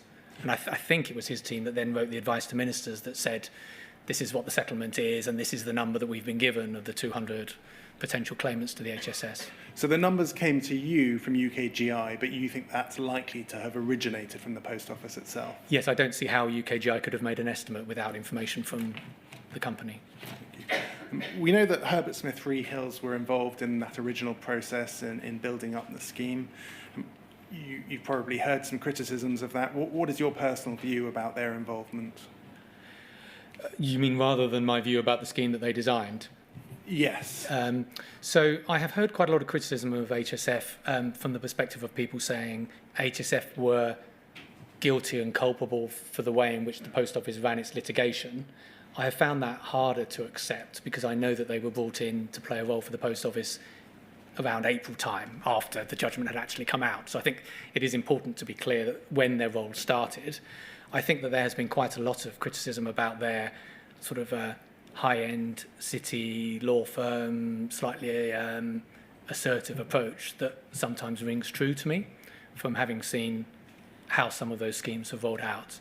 And I have had quite a bit of personal sympathy for the view that Kevin Hollinrake expressed earlier about how the Post Office needs to change its law firm, supporting it in a number of those schemes, for the reason that we had feedback in Parliament and elsewhere about how Herbert Smith were handling some of the dispute resolution meetings with claimants. I remember Alistair Carmichael in the Westminster Hall debate talked about a meeting that he had heard about where a victim had met with Herbert Smith, and Herbert Smith had not been particularly friendly with them.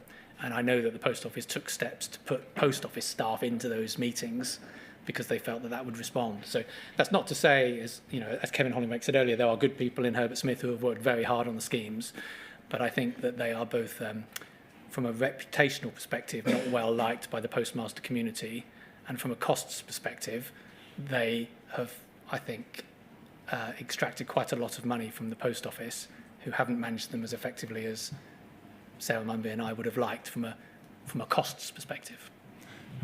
Lorna Grattan's evidence, her written evidence, we'll be hearing her oral evidence tomorrow, is to the effect that the Post Office's external lawyers have taken a legalistic approach, and she's also referred to a cultural clash with the approach of commercial litigators. Do you have a view on that? I mean, some of that is what I suppose I was hinting at.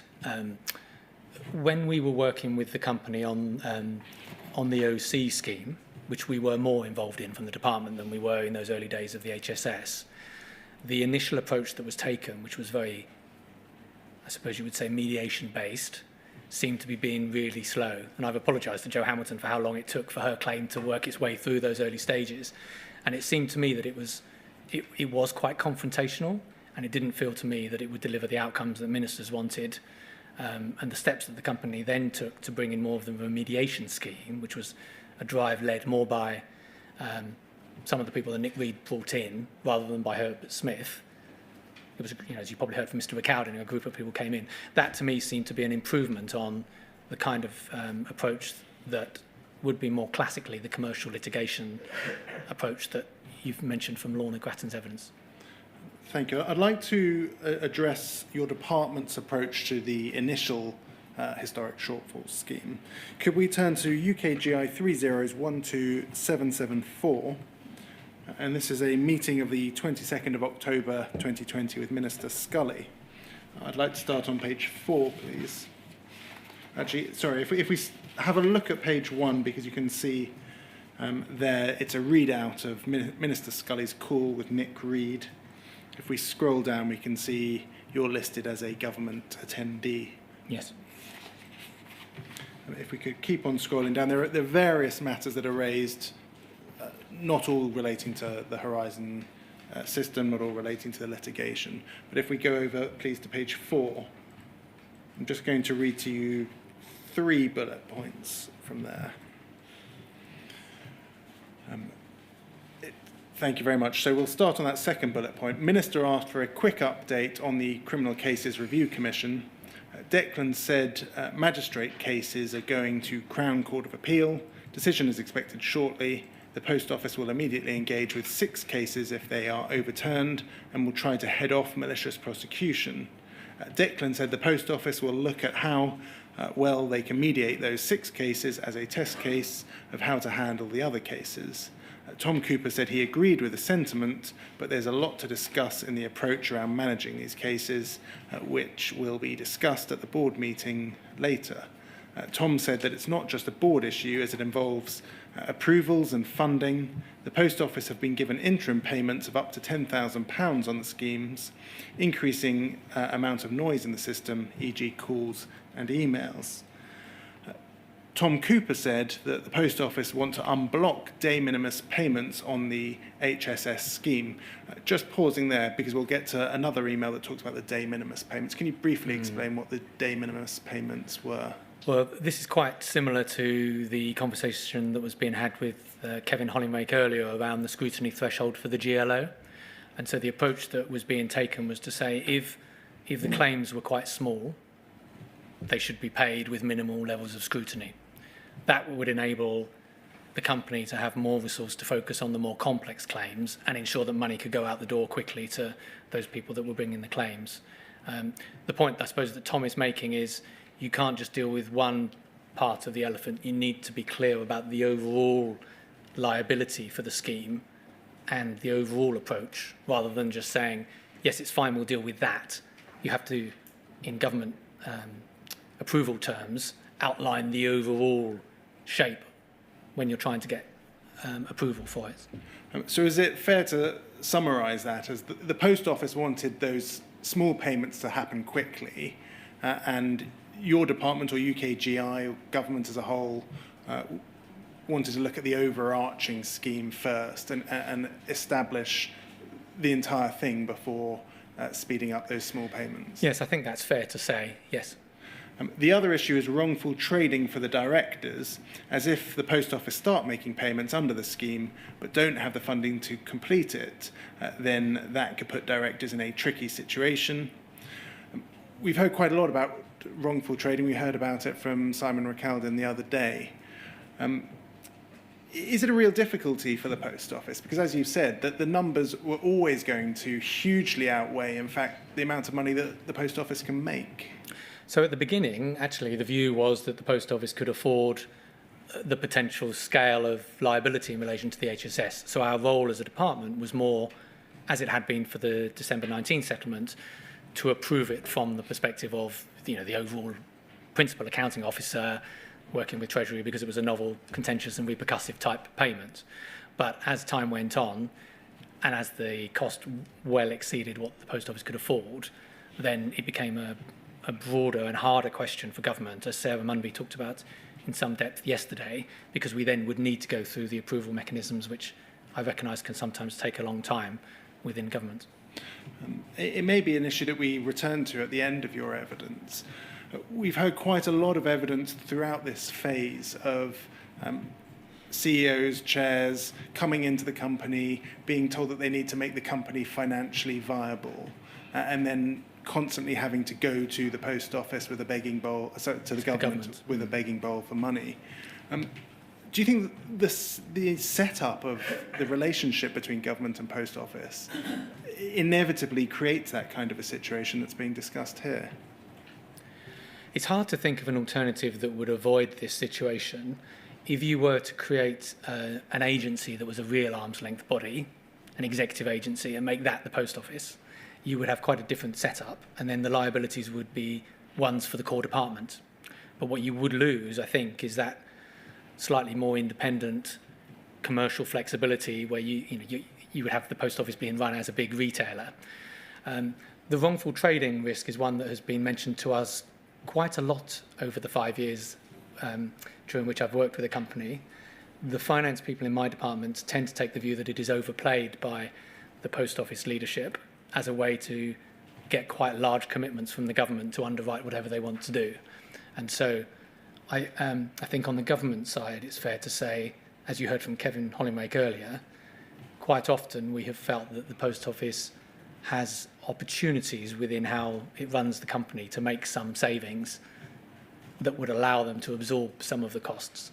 That said, if you take the long view over a number of years, and this was the start of it, it became very clear that the company could not afford what it needed to do in order to get redress to the people who had been victims of their activity. So this may at an inflection point have been slightly more debatable, but actually it was pretty clear quite quickly that they couldn't afford all of this. And as I said at the beginning, I'm not sure that an alternative governance arrangement would have removed that wrongful trading risk in any sort of clear way.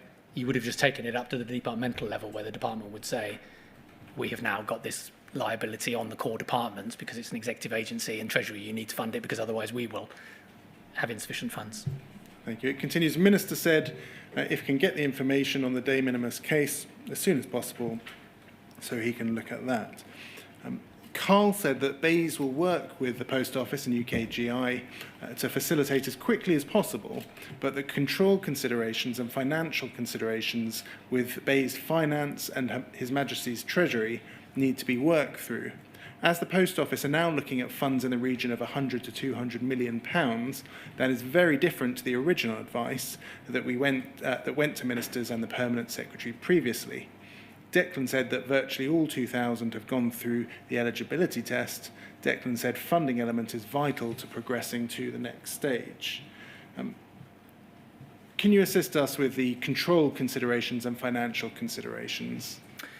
Of course. Well, as I was mentioning earlier, this question of whether something is novel, contentious or repercussive is quite important when it comes to deciding whether a public corporation like the Post Office can proceed with something that the board would like to do. So there is the accountable officer, in this case it was Nick Reed, and then there's the principal accounting officer, Alex Chisholm, I believe, at that point. And I don't think the Permanent Secretary could just decide to approve this and let those payments happen, because Treasury needs to be consulted because it is a novel, contentious or repercussive proposal. So that's partly what I mean by the control considerations. The financial considerations is about where's the money going to come from.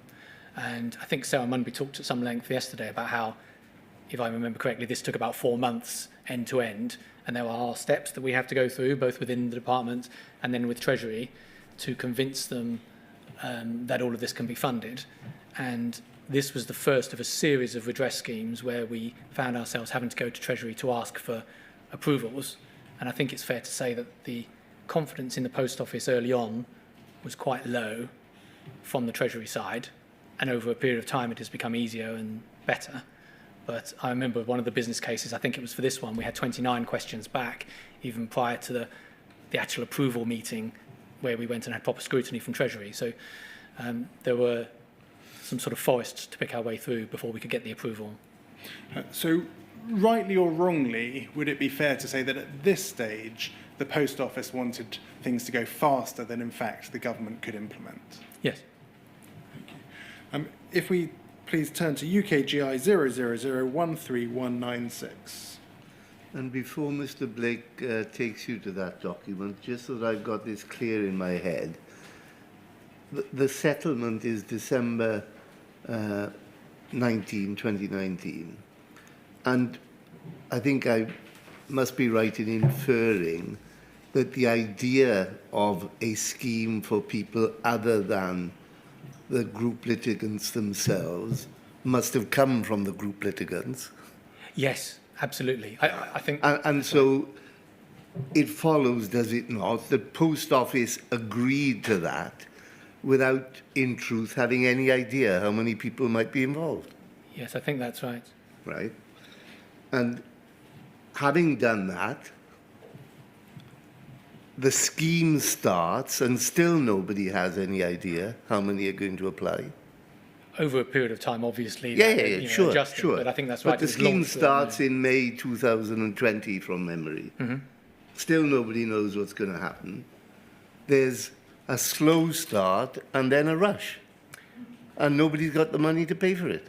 That's right. That's it in a nutshell. Yes, the original estimate at that May point was 33 million, which could have been afforded by the Post Office. And then when the rush came, it became clear that it couldn't be afforded. Yeah. Okay. Carry on, Mr. Blake. Thank you. If we bring up on screen UKGI 3013196. This is your department's Historic Shortfall Scheme Steering Committee, minutes of the 27th of January 2021. You are the chair, or were the chair of that committee. Are you still the chair of that committee?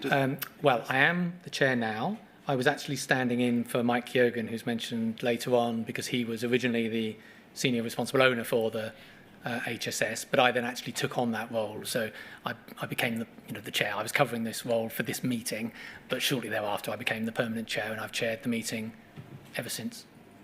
Thank you. If we scroll down and over the page, please, there's a section on de minimis payments. And it says there, TEC, so that's Mr. Cooper, I think, presented the de minimis paper. He noted that the Post Office wanted to make these payments in November, but the Department for Business did not provide its approval due to issues around funding and precedent-setting elements. Both of these aspects have now progressed. I think we've dealt with some of those this morning, but can you just briefly assist us with what those issues of funding and precedent-setting elements were? I can't remember the very specific details about how we resolved them, but I think the question was, what will it take us as a department, as raised with Minister Scully, to say, yes, the Post Office can go ahead with the de minimis payments, because it would be a quick way to get some money to the claimants and close down those claims. The precedent-setting question is what I meant around the novel, contentious and repercussive, i.e. if you agree, as I said earlier, about one part of the elephant, if you agree to this particular intervention, does it mean that you have also taken decisions about the rest of the scheme at the same point? And I think that we and our finance team and Treasury just wanted confidence about what we were signing up to, in effect. It says for fully quantified claims, the issues were in relation to the interest and legal costs. The Post Office wanted to pay compound interest and contribute to legal costs. Both set precedents. UKGI challenged compound versus simple interest, and the advice from Herbert Smith Freehills is very clear. On legal costs, the Post Office is providing £400 for de minimis claimants towards legal fees and £1,200 for claimants with bigger claims. UKGI has also seen other advice from Herbert Smith. UKGI is recommending that fully quantified de minimis claims be paid as soon as funding is confirmed. The payments will also need to be signed off by the BEIS Permanent Secretary and BEIS Ministers. If we scroll down, we can see the approach towards partially quantified claims. If we scroll down, please, over the page. Turning to partially quantified claims, Mr. Cooper noted that the Post Office are taking a more generous approach and gave an example. He noted that officials are less comfortable with this. However, it's unlikely that we will get more information from the Post Office, given that these claims, as per the de minimis principle, are not being investigated. Does this show, again, at this stage, the department is more cautious than the Post Office with respect to payments and quick payments? Yes, I can't remember whether officials means UKGI or BEIS. It could be either or both. But I think you're right. I think it is. I think this is probably the department scrutinising what the company is proposing and raising some questions about that. If we could turn to UKGI 3043650. We're now on the 9th of March 2021, another steering committee meeting. If we scroll down to the bottom, please, there's a section on HSS finance docs and issuance of settlement offers. JS, that's, I think, Joshua Scott from UKGI. Correct. Introduced the item. On the issuance of settlement offers, he updated that the Post Office have around 100 ready to be issued, but we're waiting on the issuance of the funding commitment letter before proceeding any further. TC, I think that's Mr. Cooper, also noted that the funding commitment letter was among a suite of wider funding documentation that were all interrelated. CC, I think that's yourself, Yes. And Mr. Cooper expressed concern about the risk of other outstanding issues, such as the changes to branch definitions causing delay, but noted that it was a decision for the Post Office Management and Board regarding progress on settlement offers should other funding documentation be delayed. So at this stage, the Post Office is ready to go with 100 settlement offers, but they are waiting for a funding commitment letter. Yes, and the funding commitment letter is a standard piece of documentation that normally the finance director from my department would send to the Post Office before it can make a commitment, especially when we've had to go to Treasury for approval. The point around branch definitions is a separate one. Yes. That is more about how the Post Office board feels comfortable about its overall financial position. And the question here was whether there was an interrelationship between the two, i.e. do we need to have both resolved the funding commitment letter and given the company clarity about what it can count as a post office, where ministers had given more flexibility to the company before it could proceed.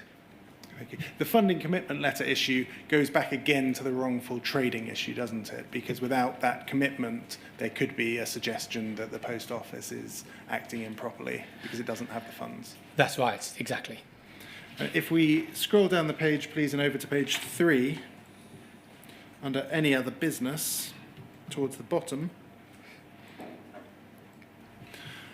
I'm just going to read some of this for you. It says, CC, I think that's yourself, noted that Nick Reed had written to Minister Scully over the department's role in the delivery of a scheme for criminal cases. So we're now moving on from the HSS scheme to the overturned convictions scheme. You set out your view that the department and UKGI do not have the capacity nor capability and would struggle to build this sufficiently. Furthermore, the Post Office holds the relevant information and there would be difficulties in a third party managing the scheme without direct access to the information. There was also a point that it would be more appropriate for the Post Office to continue to have ownership from a moral perspective over resolving their past issues. NB, that's Nigel Boardman, I think. Yes, right? who was the chair of the Audit and Risk Committee in the department. He built upon these points and added a concern that accepting Nick Reed's proposal could create a precedent to other partner organisations. TT. Tom Taylor, the finance director. Thank you. He also added that direct involvement in schemes would remove the fire break for ministers, which can be important protection. So at this stage, there are a number of different reasons why the department considers that it shouldn't be running that scheme. If I could summarise what I see there, and you can please assist me if I'm wrong, it is for reasons of capacity and capability, for reasons that the Post Office should have ownership from a moral perspective, and also for reasons of a fire break to distance ministers from the scheme. Well, there's a fourth and a comment I have on the third. The fourth is that the Post Office holds the relevant information, and as we know, access to that information, disclosure, has proven problematic throughout, and so that was an important fourth factor.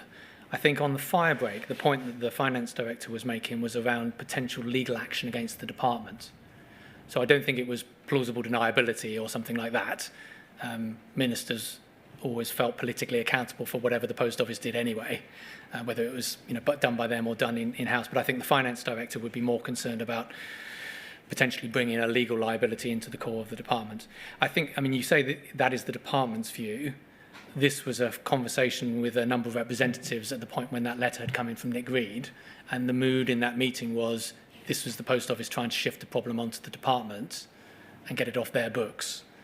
I hope you might then move on later to the advice that I gave Sarah Munby and then the submission that we put up to ministers on this point, because my view on this shifted after this meeting.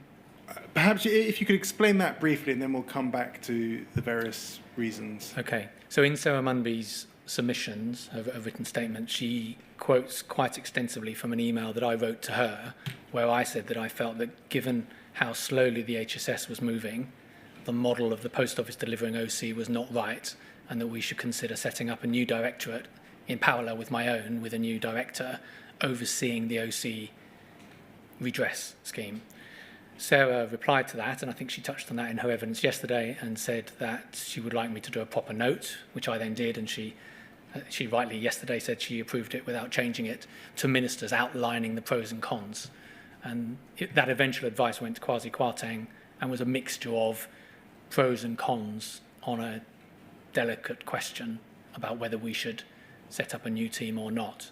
From my own perspective, I had previously had some experience of a compensation scheme in the department, and I was also under quite a bit of financial headcount and admin budget pressure within the department. So some of these points around capacity and capability were things that I felt quite strongly. It's a very different environment now, but at that point it was difficult for me to see how I would have been able to get hold of the skills and capacity to do this. That said, between this email, this note, and then my advice to Sarah Munby, I felt that the balance had shifted given how HSS was going towards a different approach, which ultimately Kwasi Kwarteng decided not to pursue. In terms of the position of the Post Office, we see there, it seems to be at that stage, the Post Office's view that this should be a scheme that was run by government. Yes, and Nick Reed had articulated that in a letter to Paul Scully saying, well, the HSS is one thing, to summarise it slightly crudely. it doesn't look like an HSS-style scheme is what is wanted by the OC victims, and actually it would be much better for the post office if it could be dealt with by the government, allowing us to focus on the future of the company. By that stage, had Nick Reed expressed any concern to you or any concern that you're aware of about post office running the HSS scheme and whether government should instead be running that scheme? No, I don't remember that. Obviously, Nick and I spoke every fortnight at least, and he and I did discuss difficulties with the scheme, with the HSS scheme, but and this has come up quite a bit in the different evidence hearings. You know, should the post office have said in the compensation hearings what it really thought about this issue? And I think quite a lot of the tone of my conversations with the company were about, this is the situation in which we find ourselves, so let's focus on what we need to do to make it work. And I think that, you know, without trying to provide excuses for the company, I think that was probably the view. We've taken a decision with ministers about how these things should run. We're trying to make them work. So Nick wasn't saying to me, oh, please, can you just take on the HSS? Because it was in mid-flight, and changing things in mid-flight can be disruptive. This was at the point before OC had launched, where he was saying, before we get into this, we need to have a conversation about who should run it. We spoke earlier looking at the litigation and issues with the competence of the post office, the culture within the post office. You've expressed here issues, a number of issues, but you're being asked by the post office to manage this other scheme. Was this a moment to revisit the question of the historic shortfall scheme and at that point to have made a different decision? I suppose there would have been moments throughout, before this time and afterwards, when we could have said, stop doing that work, please take it on into the department. But I think the arguments I articulated earlier about changing horses in midstream, this was at a point when people had applied to the HSS, they were there being assessed for eligibility, there was Declan Salt and his team working on them. They pointed away from trying to take it on, and furthermore, we hadn't had complaints that I can recall saying the post office shouldn't be running the HSS. As I said earlier on, the settlement deed said the post office should run the HSS. That is what was happening. I think if you take the long view, concerns about how the post office, whether the post office was appropriate from the postmaster's perspective for running those schemes, have grown over time. And I don't think that was the argument that Nick was particularly making about why the government should take it on. I don't think he was particularly saying the postmasters don't want us to run the OC scheme. I think it was a range of other reasons that he was articulating. But obviously, with the benefit of hindsight, it's probably fair to say that there were points when we could have said the department should have taken it on. One final point, though, is that I wasn't convinced at this point in this meeting that we would necessarily do a better job, given that we didn't have a team of case assessors or the admin budget to actually do it. Thank you. If we could turn to Bayes 40988. I think this is the email from yourself to Sarah Mumby on the 26th of May 2021. And I can just read those first two substantive paragraphs. If we scroll down, you say, compensation for criminally convicted postmasters. The post office will have now received the awaited merits opinion from their lawyers. We understand it provides an assessment of the strength of potential malicious prosecution claims from those whose convictions were overturned at the Court of Appeal, and concludes that all postmasters are likely to have a strong basis for a claim. This means we're looking towards the upper end of the financial cost band.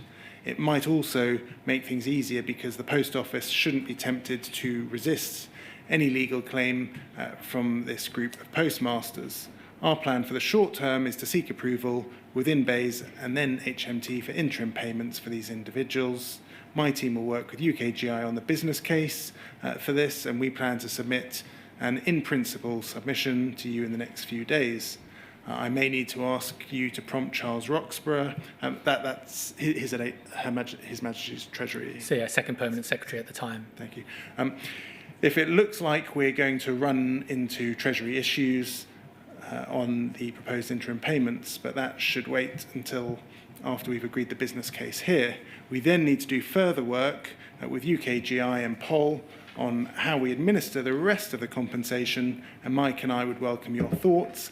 It looks increasingly likely to me that we should consider taking on responsibility for the design and delivery of the compensation scheme within BEIS, though that would have large resource implications. So by this time, had your personal opinion shifted as to who should operate that? Yes, this was the email that I was referring to that described my shift in position. And that partly came about through conversations with Mike Keoghan, to be fair, who was my then line manager as Director General. He had had some experience from afar around the coal health claims that the department had dealt with before for other compensation schemes. And he mounted the argument that actually the civil service have quite a lot of people who can do operational delivery who could have been brought in to help run this sort of scheme. And to the best of your understanding, why was it ultimately rejected by Kwasi Kwarteng? So there were a couple of steps after this. First of all, we talked to Paul Scully and to Lord Callanan, who was then representing the department in the House of Lords on post office matters, and also to special advisors on the back of some advice, a formal submission that went to ministers, and that's the one to which I referred earlier, that argued about the pros and the cons. Views were split across those different people. I think Paul Scully favoured taking it on in-house. Lord Callanan expressed a view that it would be better to leave it with the post office. We purposefully presented it as a set of options rather than a recommendation to ministers because we felt they needed to weigh it up and reach a political judgment about it. I attended a meeting that happened with Kwasi Kwarteng. I believe Sarah Munby was there as well, and Paul Scully and Lord Callanan and special advisors and Mike Keoghan and others. And we talked it through with the then Secretary of State. And he weighed it up and discussed it with people and ultimately concluded that it would be better to rely on oversight of the scheme from the department, ensure that there was sufficient governance over the scheme, but ask the company to run it themselves. Thank you. So that might be an appropriate moment to take our mid-afternoon break. I think 3 o'clock. 3 o'clock.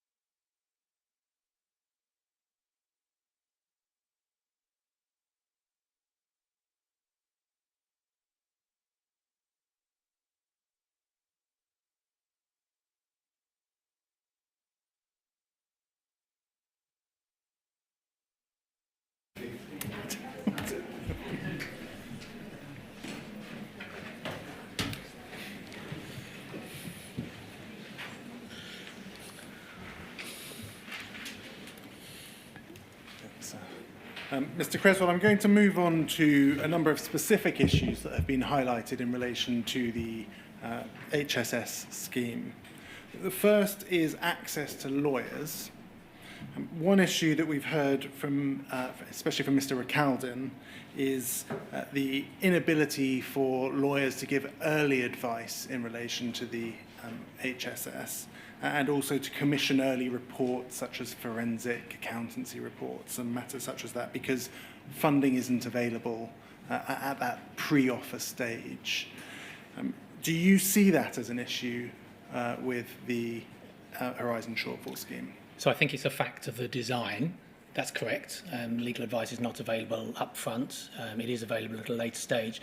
The origin of that, and this is something that was discussed during the compensation hearings and Sir Wynn's interim report, I believe, was that the desire right at its inception was to try to avoid a very lawyer-heavy scheme.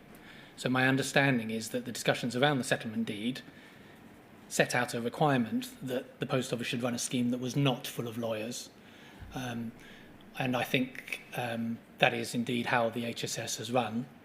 I think that the advisory board, with whom I work closely, have expressed some concerns about how far HSS has gone in delivering fairness. I think a lot of the claimant lawyers, many of whom met the advisory board and myself last week, would say more fairness would have been achieved if those claimants had had legal representation. So I do recognise those criticisms. I think it's a very different model to the other schemes that we are running. And I know Sir Wynn, I believe, commented that he thought that the HSS, in theory, was capable of delivering fair outcomes. I think some of the criticisms of the scheme have been about the late provision of the consequential loss guidance, the overcomplicated nature of the form, how hard it is for vulnerable victims to fill in the form, and so on. Whether lawyers are the answer to that or not, I think, is a question on which others probably would be better placed to reach a view. I would say that on those schemes where we have a lot of legal representation involved, the number of claims that come forward is much lower.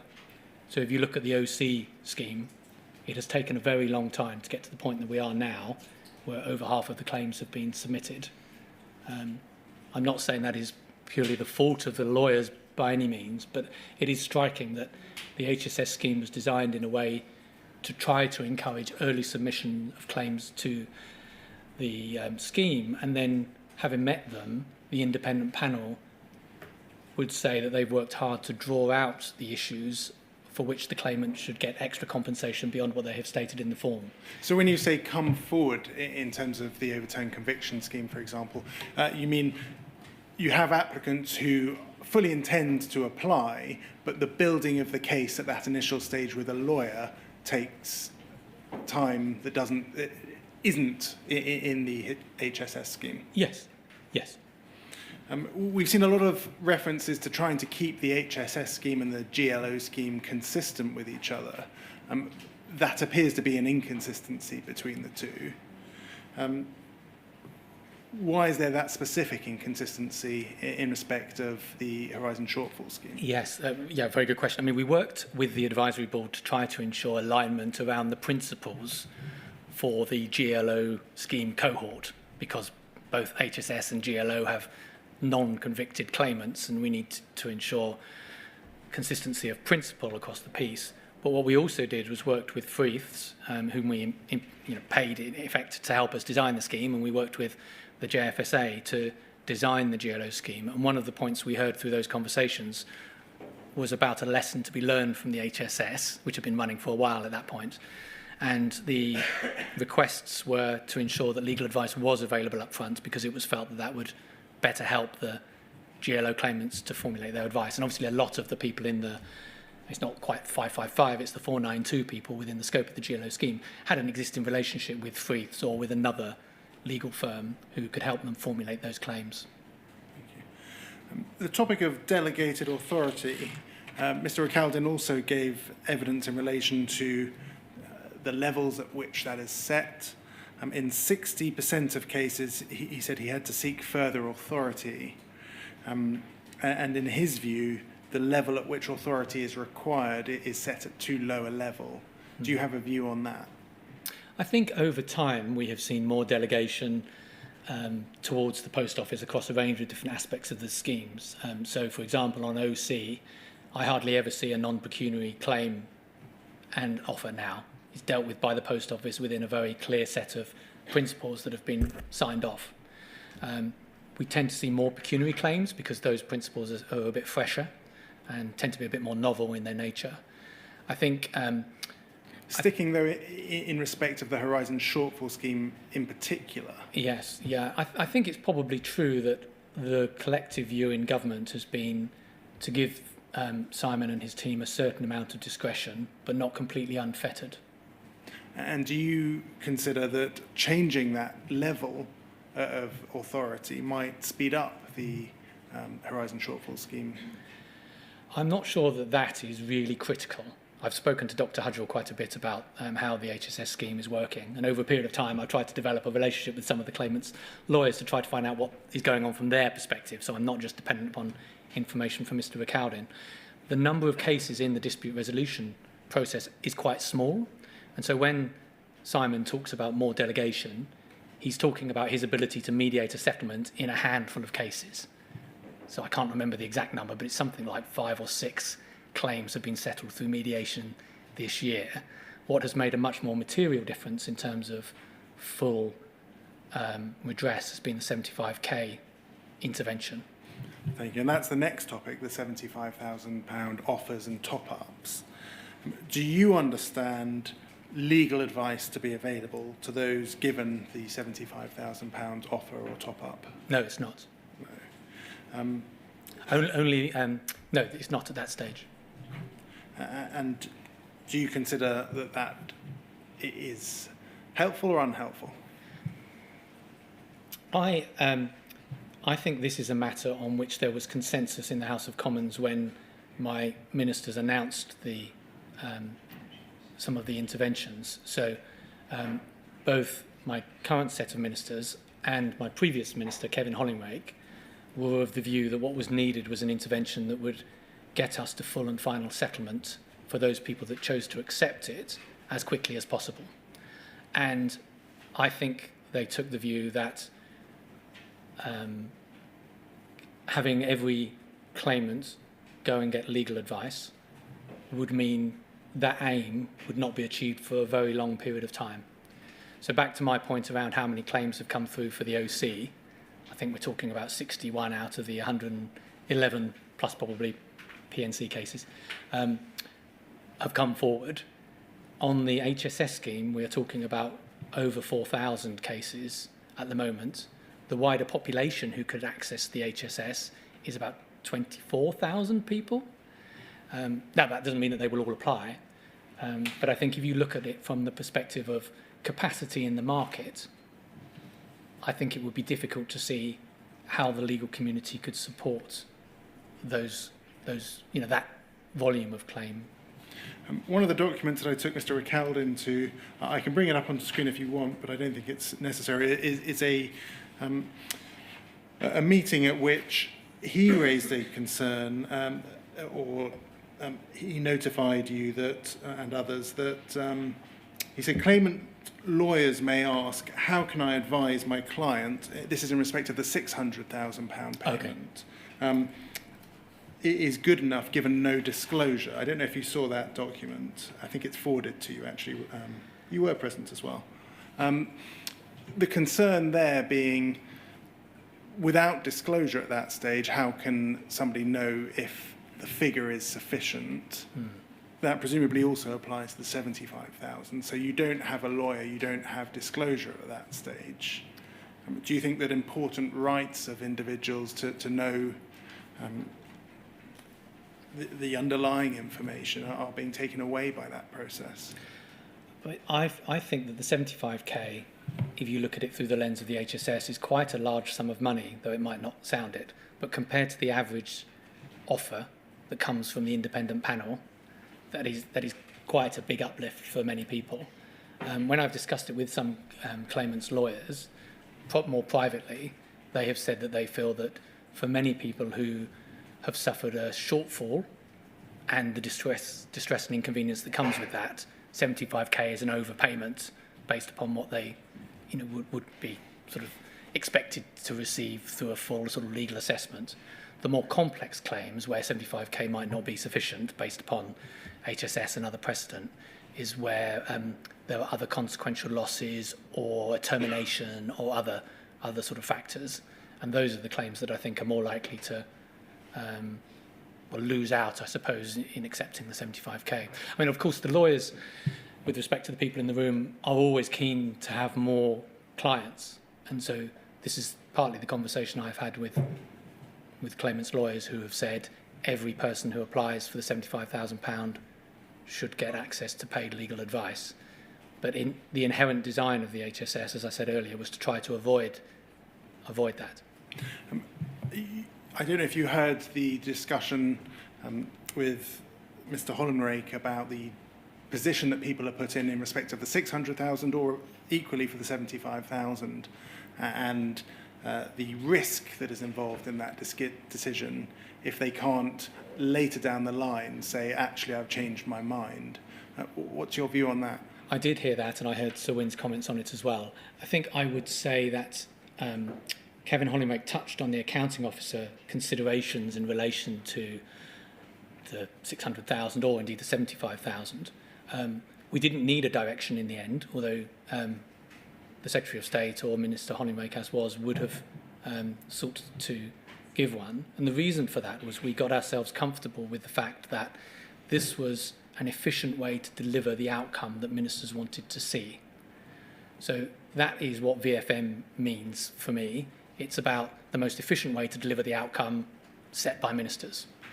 Now, prior to late 2023, there was probably more emphasis on full and fair and a bit less on prompt. And then towards the end of the year, the political pressure on us became higher to deliver things more promptly, even if that meant that you were foregoing some fairness in terms of consistency between different claimants. This point being that some people would gain more than others if they all level up to 75 or to 600,000. But in accounting officer terms, it was justifiable to achieve that sort of intervention without a direction, because it was about delivering ministers' aims. And is part of that then intentionally carrying a degree of risk to incentivise the acceptance of those offers? Yes, and I'm afraid that is the conversation we had with ministers, which was why I'm sort of agree a bit more with what Beth White had written in that email, which has been discussed, I know, because I think from the politicians' perspective, they were publishing regularly data showing how much money had been paid out to lots of claimants, and every member of the OC 111 has had at least £200,000 in terms of interim payments. But when you, as a politician, give a big number, people quite understandably come back and say, yes, but these people haven't had their full and final redress. You've given them loads of interim payments, but it's just a big number that doesn't mean anything to the poor people who haven't got to the end of the process. And obviously, that's very unfortunate. So the political desire was actually to try to target more full and final settlements, because that was bringing closure to those individuals and giving more demonstrable progress. It wasn't, from my point of view, get as much money out of the door as quickly as you can by giving people even higher interim payments. And actually, I think Mr. Ricalding was incorrect in a couple of points in his evidence, but one of them was around this 600,000 being possible to be offered as an interim payment. It was expressly not. The government policy was not 600,000 as an interim payment to every member of the OC. It's a fixed sum offer. You said that Mr. Ricalding was wrong in a number of places. Just while we're on that topic, if there's anything else that you think should be drawn to the Chair's attention. There are a couple of issues. One of which is he implied that it was only recently that the department became comfortable with approving interim payments of a large size, which is why he was saying we should have done the £600,000. That is not true that we have only recently got comfortable with approving large interim payments. We have approved six-figure interim payment sums from 2022 and 2023 onwards. So I think that was incorrect. He also talked about the HSS appeals announcement being made in March. It was not. It was made in September, because I think that's important, because it makes it sound as if we've been sitting on our hands since March. but we are currently consulting, and I can say more about what we're doing there if you would find that useful. And then finally, his comments about Emily Snow, who's an excellent member of my team, were completely incorrect about when we consulted the Post Office. We consulted Simon Recaldin's team in June 2023.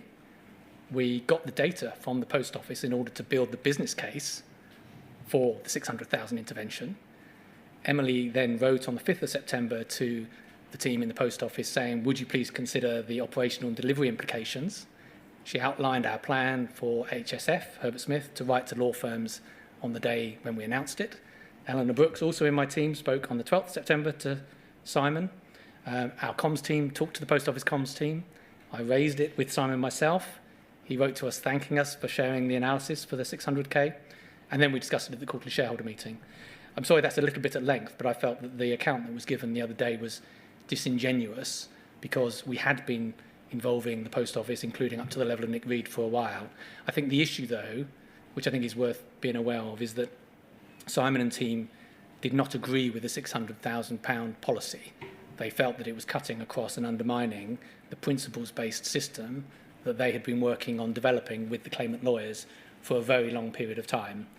And we were caught, from my point of view, between the Minister's desire to have a fixed sum offer that would enable swifter full and final settlement, even if it meant overpaying at the individual level, and the Post Office's desire to stick with a claim that was principle-based that would take a lot longer.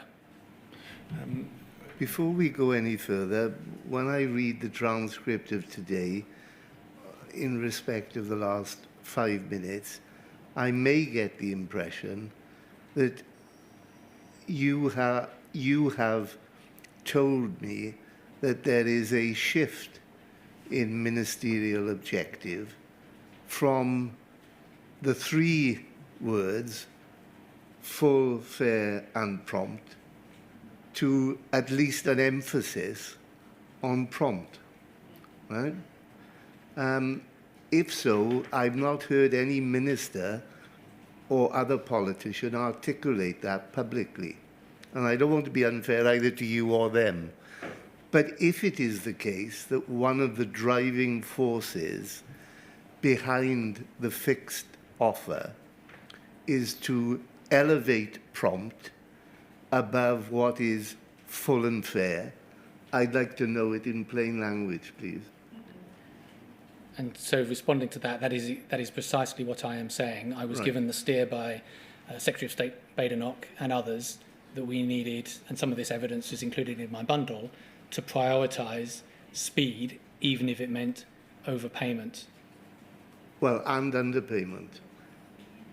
Because the way the fixed offer operates, once you don't accept it, it's lost forever, isn't it?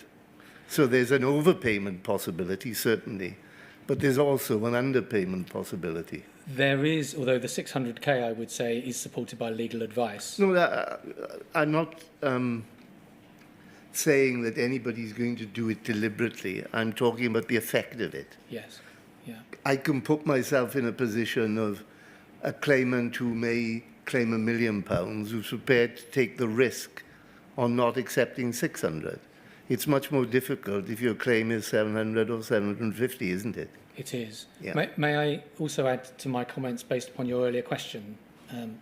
Yeah. I think for me, in looking at your pros and cons that you mentioned earlier, it's worth thinking about the counterfactual of what would have happened if we had not introduced the fixed sums. I agree. I understand that there are a multiplicity of pros and cons. I understand that, which is why I was trying to tease them out of the Minister. In terms of the counterfactual, is that principally one of length of time awaiting payment? Yes, I think I would have been sitting here today with a lot lower number on both the OC and the HSS schemes for completion. My experience on the HCRS, which is the Horizon Convictions Redress Scheme that we set up on the back of the legislation that we designed to overturn so many convictions, has been quite a high rate of people accepting the 600,000.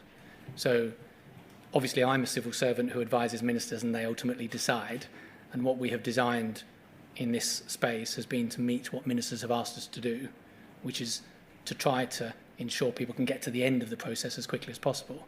I think we probably fall short on some of that, as I've been discussing with Joe Hamilton earlier today. There are still parts of what we're doing that aren't going quickly enough. Moving on to the topic of employees and assistants, you'll recall that's something that was addressed by Mr. Ricaldin. They're not eligible under the Horizon Shortfall Scheme because they don't have a contract with the post office. Are you aware of discussions to expand the eligibility criteria? I am aware of exactly that question, and we have been discussing it with Simon's team, and we are preparing advice for our Minister, Gareth Thomas, but we have not yet submitted it to him. But it is a live question. My new ministerial team has been quite focused on gaps between existing schemes, and so in our early time working together, they have been asking us questions about people who might fall between the cracks. And where do you see those principal gaps?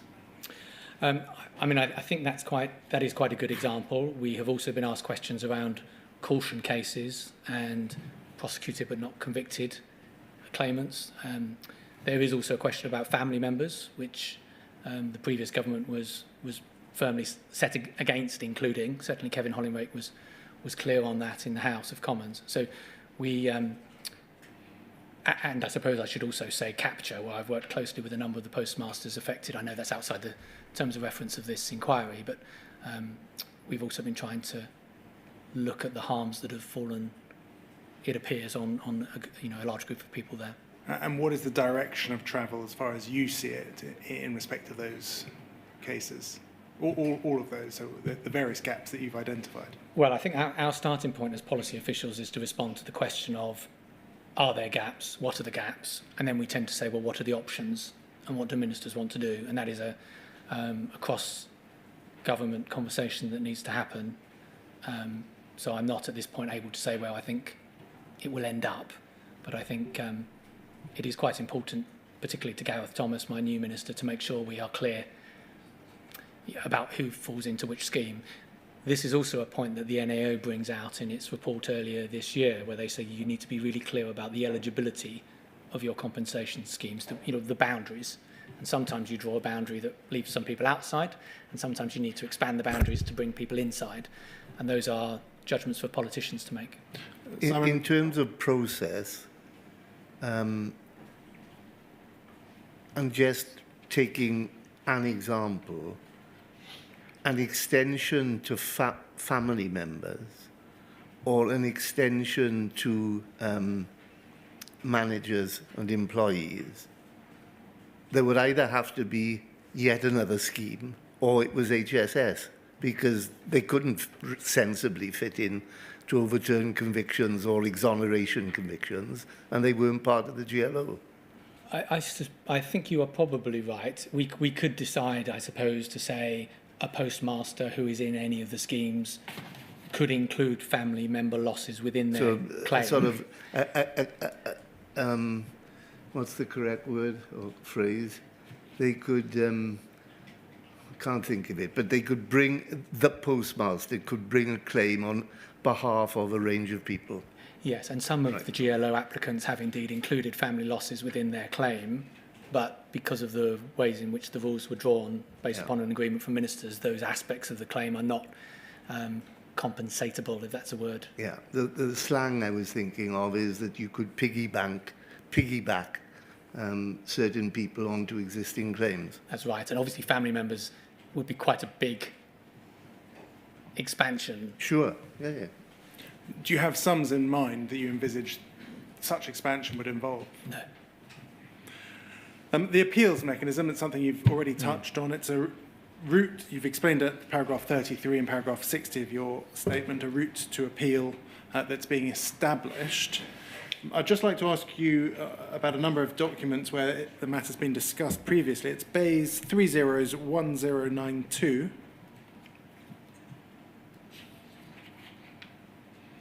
This is a discussion of the 5th of October 2023, the monthly monitoring meeting.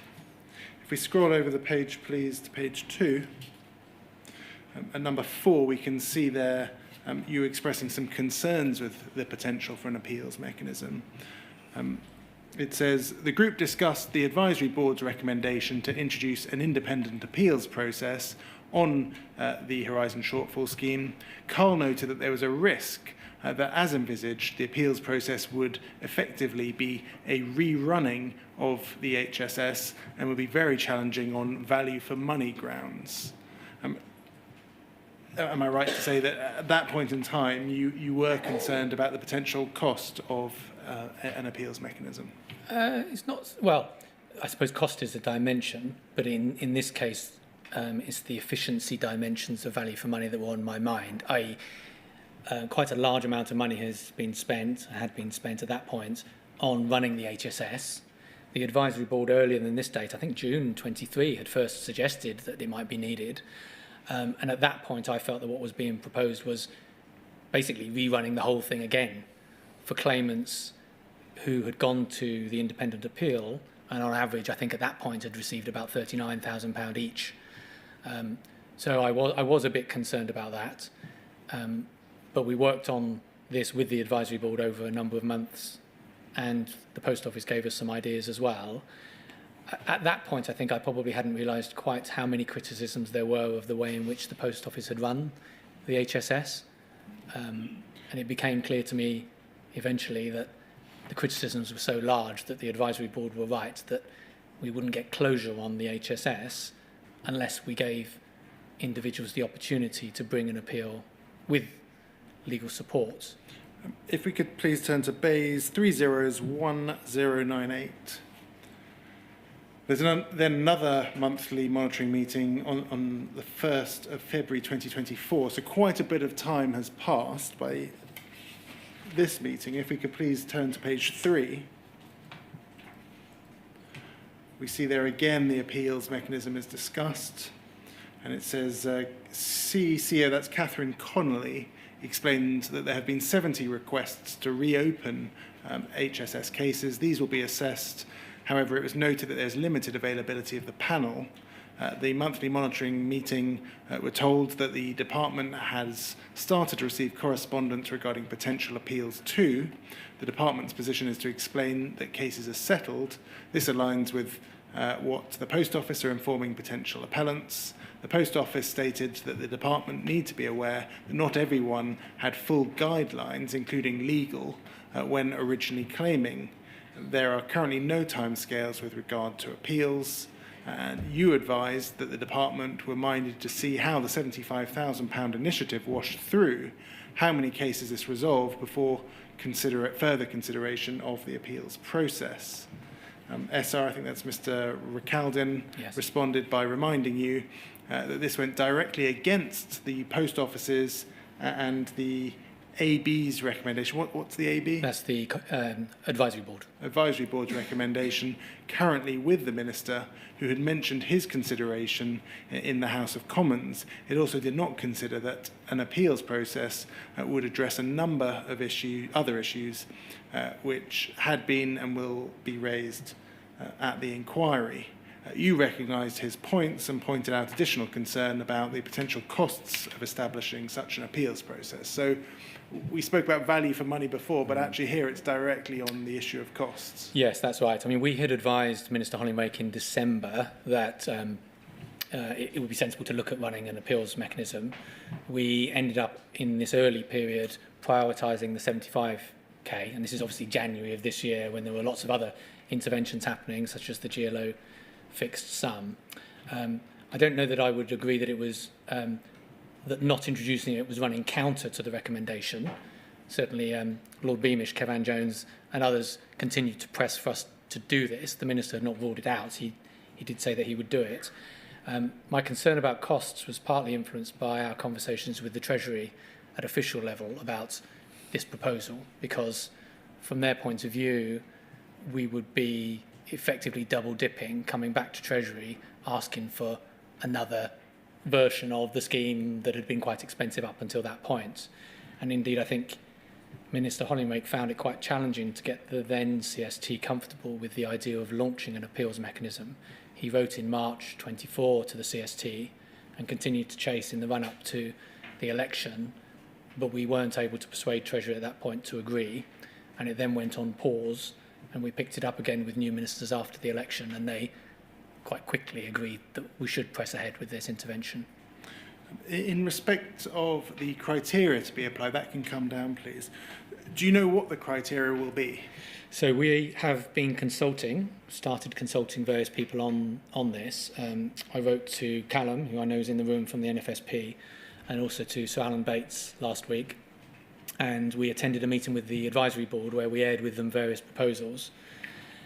Some of the aspects that we covered included the fact that the bar should be quite low, that we would like to model it, this is our proposal, on the HCRS scheme, i.e. people will have access to legal advice based upon a legal tariff, that then we in the department will get some external legal support, but we'll recruit a team of case assessors to assess those claims for appeal, that those case assessors would not see the panel's decision on the case, but that they would have access to all of the documentation that was put together through RFIs, requests for information and other such interventions. We discussed with the advisory board whether those cases that have been through the HSS dispute resolution procedure, that is the appeal mechanism set out through the original December 19 settlement deed, whether they should also be eligible to apply. Our emerging conclusion is that closed DRP cases should not be in scope, because those individuals had access to legal advice and had reached mediated settlements and other such steps, but that anyone whose case is still being considered by DRP could have the option to transfer into the HSS appeals mechanism, that we would use the existing HSS principles, and that we would again have access to an independent panel, but we would not put it up front. I think one of our views is that having the independent panel up front in the HSS appeals process, i.e. pre-offer, has been one of the contributory factors to the slow progress of that scheme. And that's not any criticism of the panel, but it's a recognition of the capacity constraint that is caused by having the panel review every offer. And we would then again have a tier of an independent reviewer, a la Sir Ross Cranston, no, probably not him, on hand if anyone is unhappy with the independent panel's view.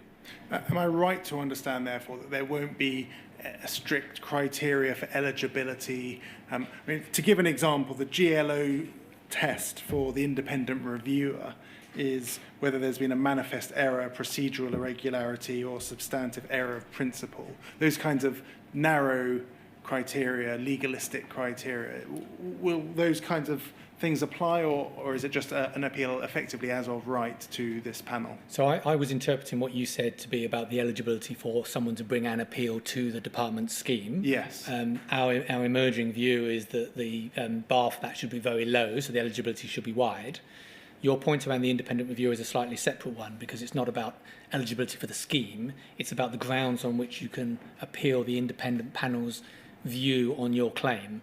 And this is what is happening in the GLO, where Sir Ross Cranston is that final point of arbitration. So that's the second layer, but in fact, in terms of the first layer, having somebody in the department review your claim afresh, there won't be any strict criteria that's applied. Well, we will have to explain who can apply, but our intention is to make that quite broad and open rather than limited, as we found was a criticism for the HSS earlier in its tenure. I would say I see it as 3 stages probably. So we would have a case assessor in the department with external legal support looking at the claim. If someone is unhappy, as per the GLO, they can go to an independent panel, question undetermined whether to have 2 bites of the cherry with the independent panel, and then ultimately an independent reviewer. That might sound convoluted and bureaucratic, but actually those are protections in place for the claimant to ensure that they have an opportunity to challenge an offer. And we've heard in terms of the fixed sum offer, so the £75,000, that in accepting that you're giving away certain rights, and one of those would potentially include the right to appeal. Is that correct? That is certainly the current policy. And can you see a difficulty with that policy in circumstances where the actual arrangements for that appeal mechanism aren't even published? I can see your point, and it is something that we discussed with the advisory board and are continuing to discuss with with people as we go through the consultation. As I say, what we're trying to do is learn the lesson of, before you launch the scheme, talk to people about any concerns about the scheme. Is it a possibility that those who have signed away their rights to appeal may, in fact, in due course, receive a right to appeal? Would it be a problem if we were to allow them into the scheme? Is there a consideration being given to those who have signed up for the £75,000, waived their right to an appeal, being actually, in fact, allowed in that appeal mechanism because they weren't aware of the circumstances on which you could possibly appeal? I think we need to reach a view with ministers about what they would like to do. As I say, the proposition that we tested with the advisory board last week was based upon the existing policy, which has been to say, here is a £75,000 offer that you could accept, and that would be final resolution of your claim, or you could continue through the existing dispute resolution procedure or the new appeal mechanism that the department is going to introduce in the first part of next year. Finally, in terms of the Horizon Shortfall Scheme, end date. Do you have in mind a date on which all that work will be completed? Yes. So again, on the back of the compensation hearings and some of Sir Wyn's comments, we consulted the advisory board. I think this was one of the recommendations in the interim report that an end date was set. The advisory board's view was that it was too early to determine what that date would be, given that the inquiry was continuing, and the Post Office tends to find that whenever there is publicity about activities, whether it's the ITV documentary and drama or the inquiry hearings, that more people come forward with claims from within that wider cohort. Ministers in the new administration have also encouraged the Post Office to write out to a large number of claimants who haven't yet come forward, as I said, beyond the 4,500 odd that are in the scheme. And so currently ministers have not yet set a date, although I have discussed with the Secretary of State and Minister Thomas the desirability of drawing to a close at some point that window for HSS claimants to apply. When do you anticipate that will be? When do I anticipate the end date will be, or when do I anticipate? On the knowledge you presently have, assuming that the ITV drama was the peak in terms of publicity, when do you anticipate the scheme will end? Well, I'm not sure whether it is the peak of publicity. We have waves of publicity, of course. I think it's a judgment for ministers. I think... As somebody with experience of the scheme for a number of years now, yeah. When do you personally think it will end? Well, I think the question for ministers to decide is between the summer or September next year. I think the judgment is partly how much time do we need to allow people to give them fair access to redress. And just so there's no public confusion about what we mean by closing the scheme, when I recommended that the scheme could be closed, I meant that it would no longer be possible to apply for compensation, not that everybody had been paid. And that is what I'm talking about as well. So we are talking about a date after which nobody would be eligible to apply for compensation. Exactly. Right, fine. Thank you. Moving now to the overturned convictions redress. I'd like to ask you a number of topics that, again, have arisen throughout other people's evidence. The first is delegation levels again. Can you assist us briefly with how the delegation levels apply under that process in respect of the Post Office needing to ask permission to settle claims? Of course. So the OC has been on a journey from those early cases that were mediated settlements to then the very helpful Lord Dyson E&E principles for non-pecuniary. Once those were up and running, we then gave delegation to the Post Office to work within those principles.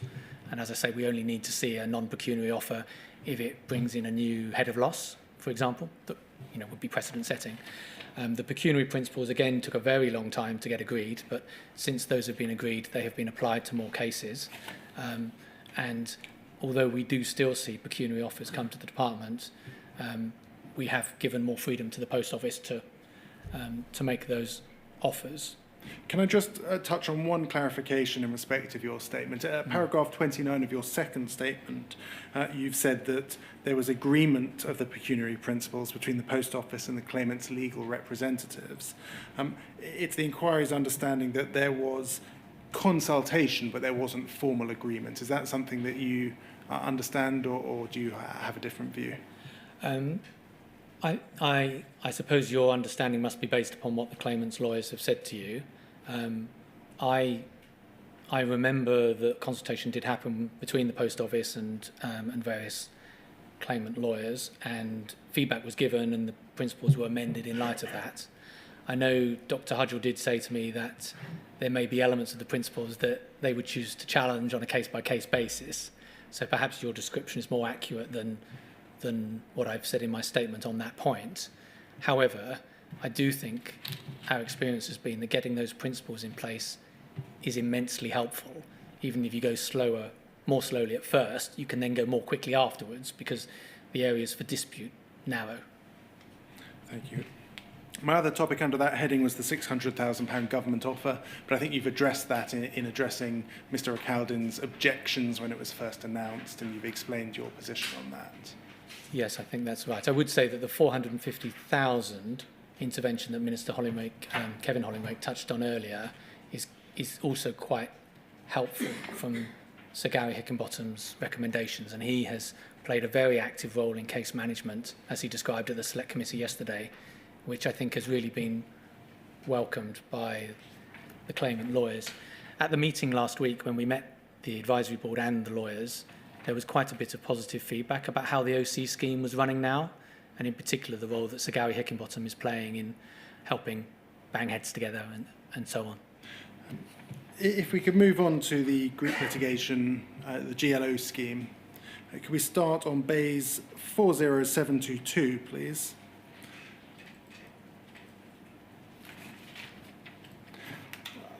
I'll take this quite quickly because this was an email exchange that we saw with Mr. Hollinrake this morning, and it relates to the Chief Secretary of the Treasury's approval of the various thresholds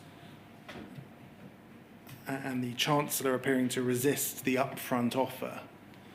What is your view on how receptive the Treasury were to the proposals you were making in this regard?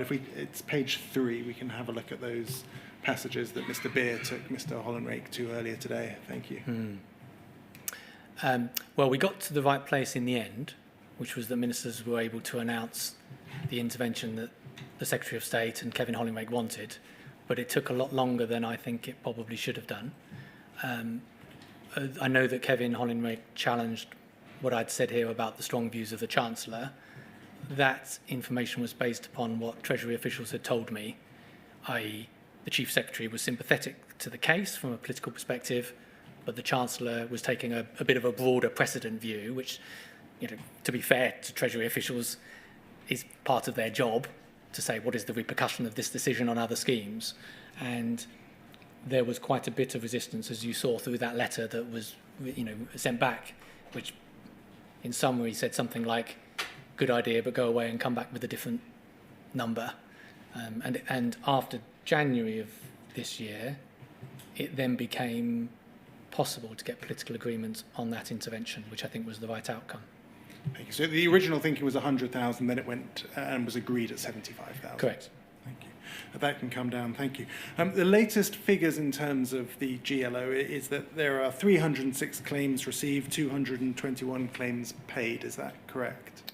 Yes, and there are interim numbers as well around how many offers have been made and so on. Are those figures slightly deceptive in terms of progress because the most complex ones have yet to be settled and may take some time yet? So it is definitely the case that the more complex claims are either ones that we've just started on or are to come. So I'm not expecting many more 75Ks between now and you still get the occasional one, but they mainly settled early on. Of the 228 offers that have been accepted, 151 accepted the 75K. So that gives you an indication of the fact that we have dealt with some offers above that level, but it's sort of broadly, I think 2/3, 1/3, if my maths is correct, 2/3 75K, 1/3, I suppose you might say complex, above 75K.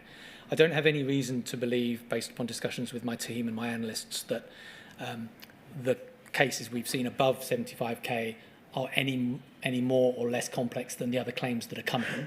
I don't think Freeths or other legal representatives have held back the more complex claims particularly. I think they've been processing them as soon as those forensic accountant reports and the medical reports come through.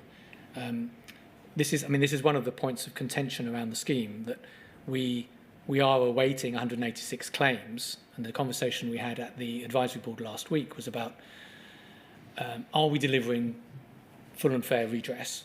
The answer was, from everyone there, generally we are achieving fair and full outcomes. And that wording was included in the minutes that we published earlier this week of the advisory board conversation. The problem is the speed. Yes. And the select committee discussed some examples yesterday that I thought were requiring of more work on our part around the way in which Adelshaw Goddard, who act for us on this scheme, ask for more detail from the claimant side. I mean, the claimant solicitors raised a few issues with us last week. One of them was around Adelshaw Goddard's approach to asking lots of questions. The other was around how long it has taken to get forensic accountancy reports to the quality needed, and there has been quite a long lag there. The other issue that was raised, which I think is quite important, is around the sort of mental health challenges of some of the claimants who are needing to participate in this scheme, whether that's that it's quite intimidating having to fill in the forms, which is something that Joe and I have discussed, or whether people are holding out for the inquiry to complete, which is something that Mr. Maloney has mentioned in the compensation hearings before, and advisory board mentioned as well.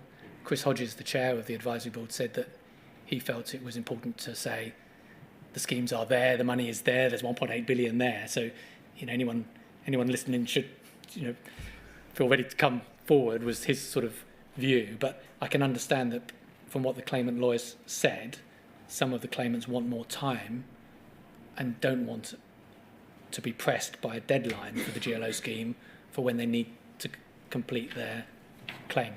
And one of the issues that has been raised by Sir Alan Bates, for example, is setting a deadline for the GLO to be resolved. Yes. What's your view on that? I mean, Sir Alan has been really helpful for us over a number of years and was involved in the design of the scheme for us, but I know he's unhappy with how aspects of it are running at the moment.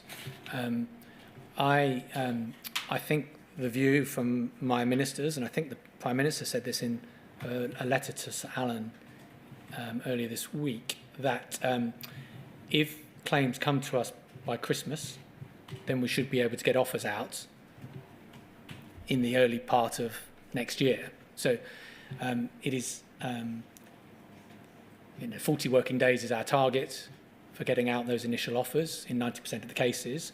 We have met that for a number of months, and I would expect that we would be able to honour that commitment for those claims that come to us by the end of the calendar year, which means that we should be able to get offers out to those GLO claimants by the end of March in those situations. Now, that doesn't mean that those claimants should feel forced to accept those offers, and I think however good a job we in Adelshaw Goddard do to give generous and right offers, there will still be some claimants who wish to challenge those offers, which is why I think government ministers have been reluctant to say no one, everyone will get their money and no one can claim any later than the end of March. It's a bit like the point that we've discussed in the inquiry before about the August deadline was an arbitrary one that would have forced some people either to apply earlier than they were ready or they would end up missing the boat. So I think I definitely agree with the sentiment of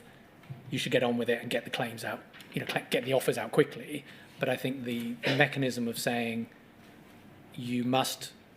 claimants must apply and you must give them an offer by the end of March might actually end up with vulnerable claimants either being forced to apply before they were ready, if you see what I mean. Thank you very much. In light of the time, because we have to get to questions from core participants, I'm going to address the next topic quite quickly. That's the Horizon Compensation Review Scheme. Sorry, Mr. Blake, just so I'm clear, the statistics about the number of people who've made claims in the GLO to the 30th of August 2024 is paragraph 41 of your second statement. It may need a little bit of updating, but that's by the by for the moment. What it shows is that as of the 30th of August 2024, there were 492 eligible applicants, but only 264 completed claims received. At that point, yes. At that point, Yes. and obviously there'll be a bit of updating. Yep. So there are still a very substantial number of people who have not yet made a claim. Yes, and to be precise about the number as it sits now, 492 is still the claimant cohort. Yeah, yeah. 306 full claims have been received. So it's 306 now. And Okay. that leaves 186 Yeah, that we have not okay. received. Now, Freeths, as an example, tell me that they think they will be able to get their claims in by Christmas, and they own quite a big proportion of Right. that remaining 186, and many of those claims are, I think, complete in part, at least. Fine, thanks. Sorry, Mr. Blue. So the Post Office Horizon System Offences Act 2024, under Section 4, the Secretary of State has a duty to take all reasonable steps to identify those whose convictions have been quashed. Briefly, can you assist us with how you are establishing those individuals? Yes, so this is a responsibility that's being discharged by the Ministry of Justice. We have two routes in. We have, when the scheme was launched in July, we opened a portal on gov.uk where anyone can self-assess and declare that they think that they fall within the scope of the Act and therefore should be able to achieve redress. And part of the reason for that is because of the passage of time and some concern that it might be difficult for us to track down every last one of the cohort. We have also had data from the Post Office and from the CPS, which has been shared with the Ministry of Justice. That cohort is 949 people in total for England and Wales, which is the jurisdiction that the Ministry of Justice oversees. The judicial authorities in Scotland and Northern Ireland have a number of 130 between them, in addition to this cohort. The MOJ has assessed 732 of that 949, and these data are available publicly on gov.uk. And I can give you more information if you would find that useful. That's fine, thank you. Section 5 of that Act includes cautions. Now, there has been some confusion in the inquiry as to which compensation scheme is going to compensate people who receive cautions. In your view, which is the appropriate compensation scheme or redress scheme? Sorry. So cautions could be in scope of OC if the work that was being undertaken was voluntary. So if, for an example, a partner was helping, say their partner with the records for the accounts, and then ended up being cautioned because of alleged falsification of accounts, that individual could be in scope of the OC, but most are actually picked up by the HSS scheme and the GLO scheme, where there are cases of people with cautions in scope. And those whose cautions are overturned by this new legislation, where would you say they should be applying to? Well, I would expect anyone in that situation to be in scope of the HCRS, this new scheme, but I think I should probably check that with my team. The OC cohort tends to be a bit more bound because it generally is people whose cases were overturned by the courts, as opposed to this legislation. But I can share further information with you if you would find that useful. Thank you. There's a category that isn't covered by the new legislation. That's those who were convicted and appealed unsuccessfully to the Court of Appeal because they didn't satisfy the Horizon System essential prosecution criteria. What is the plan for those individuals? There were a couple of different categories actually that were excluded when Parliament reviewed the legislation. There were DWP cases as well, which is something that the Advisory Board has been discussing actively. Court of Appeal, as you say, and also other offences like capture-related offences, which are, all of which are outside the scope of the legislation. The Advisory Board has been discussing the DWP cases and liaising with DWP about them. There's no active plan relating to Court of Appeal cases that I am aware of, although, as I say, this is more a matter for MOJ to reach a view on. This was quite contentious when the legislation went through Parliament, and there was quite a strong voice from the judiciary that those cases that had been determined by the highest court, effectively in the Court of Appeal, should not be overturned, whereas those judgments reached by a lower court could be. And that was a decision made by the executive and Parliament. Two very brief topics before I hand over to others. The first is bankruptcy issues. You've addressed those in detail in your first witness statement from paragraph 114. Do you see any current issues insofar as that is concerned, and specifically with reference to any differences between how those matters are treated between the Horizon Shortfall Scheme and GLO participants? So I think that the inquiry's intervention was very helpful in getting us to get a direction in relation to Moors, which helped us tackle that particular issue for the GLO group of claimants who were affected. So I think that has moved things on significantly. I think there are clear principles in place in relation to bankruptcy, although some cases I know from Dr. Hudger were a bit contentious at the point of discussion with the panel, but I think there are principles now in place for how to deal with bankruptcy claims, but I'm probably not close enough to the detail for that. We did have a concern which has been expressed publicly, I know, by one victim who is within the scope of the HCRS scheme, because early in the running of the HCRS scheme, there was a question about the approach that the official receiver would take in relation to bankruptcies and the claim on the estate. But that has actually now been resolved, and we are now able to make payments to those individuals who were falling foul of that uncertainty with the official receiver. Thank you. Final topic is current priorities and current matters at the Post Office.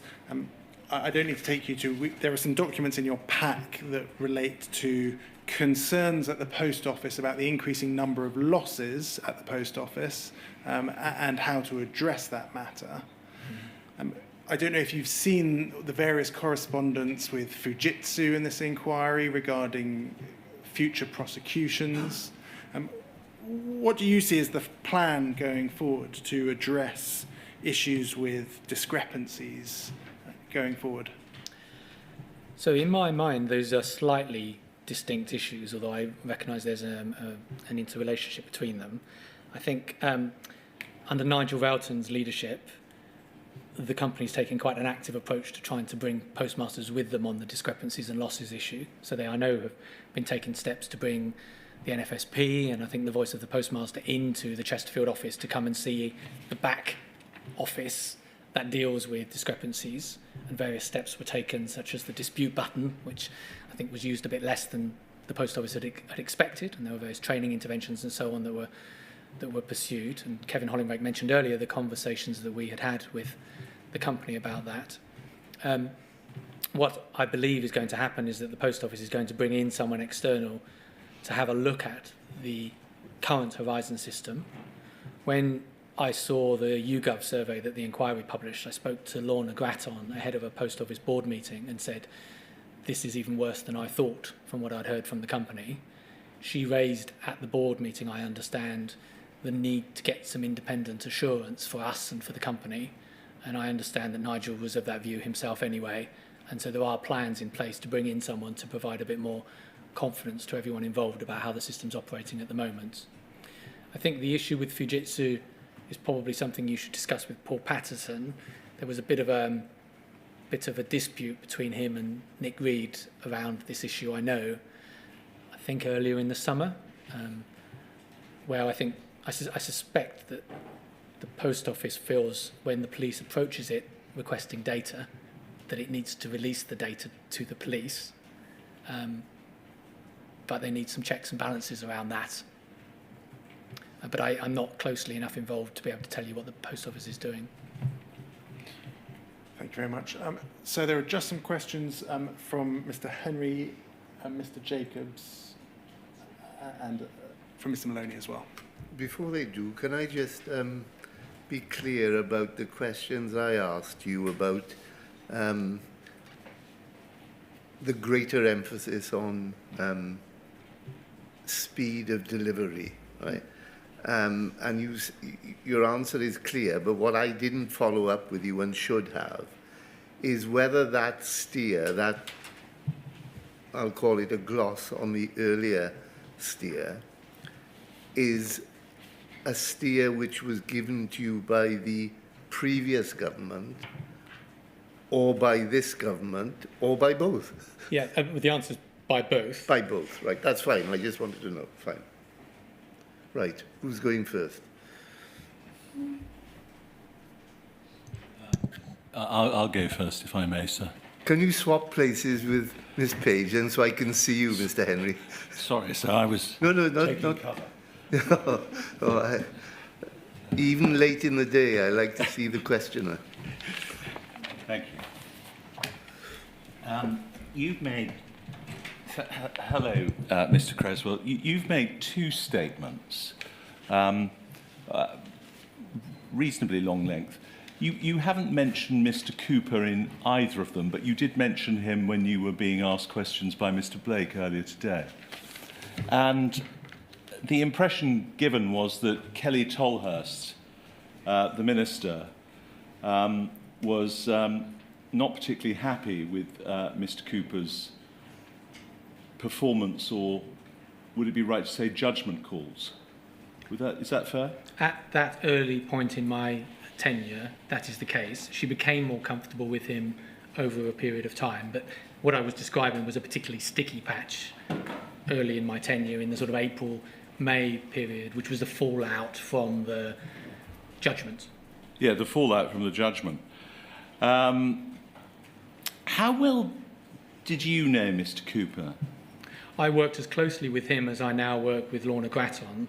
The reason I spoke more about, the reason I didn't really mention Tom Cooper was my statements are of a moment in time, Yes. principally about now, where I work with Lorna and have done for about 18 months, I think. So you've worked closely with him. I mean, he was he not, displaying a very pro-post office line, wasn't he?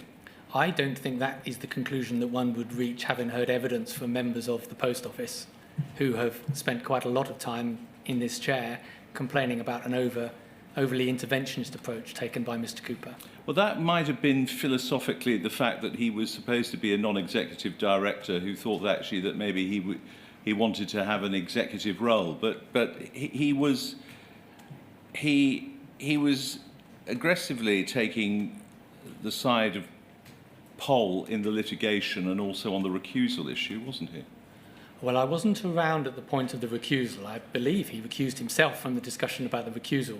I found him not someone who wanted to be an executive in the company, but someone who felt that the company wasn't conducting itself as well as it should throughout the organisation. And he did put quite a lot of pressure on the executives in the company, and they didn't like that. But that was what we wanted him to do. Can I just ask you, do you know Josh Scott? I do. You do? Because in November 2019, Mr. Cooper commissioned Mr. Scott to do research on sub-postmasters and their background stories and that which they had mentioned to the press about the tragedies that had befallen them. Okay, I don't recall that, but No. I could understand what you're saying. Later on, and I can, no need to take you to the document, but so that the reference is clear for the inquiry in due course, it's POL 00337435.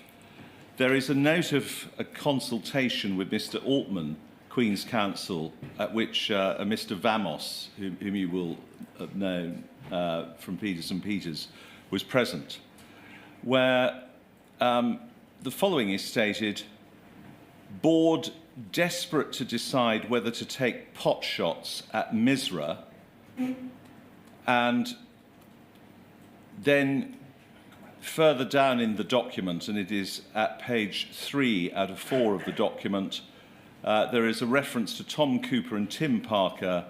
Need to say, quotation, Misra has been saying X in the press.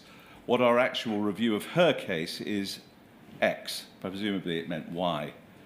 And then Mr. Altman says that he knew Misra well.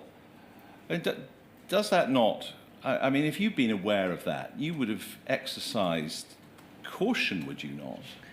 I mean, that's dirty pool, isn't it? Well, that certainly sounds like a strange approach to be taking. I think in defence of Mr. Scott, I imagine he was doing what he had been asked to do in terms of factual material. No criticism of him at all. Okay. No. But that surely, that would set alarm bells, would it not? It certainly should do, and I don't recall seeing that at the time. The strategy of attacking postmasters is not a winning one. No. Thank you very much. Who's next?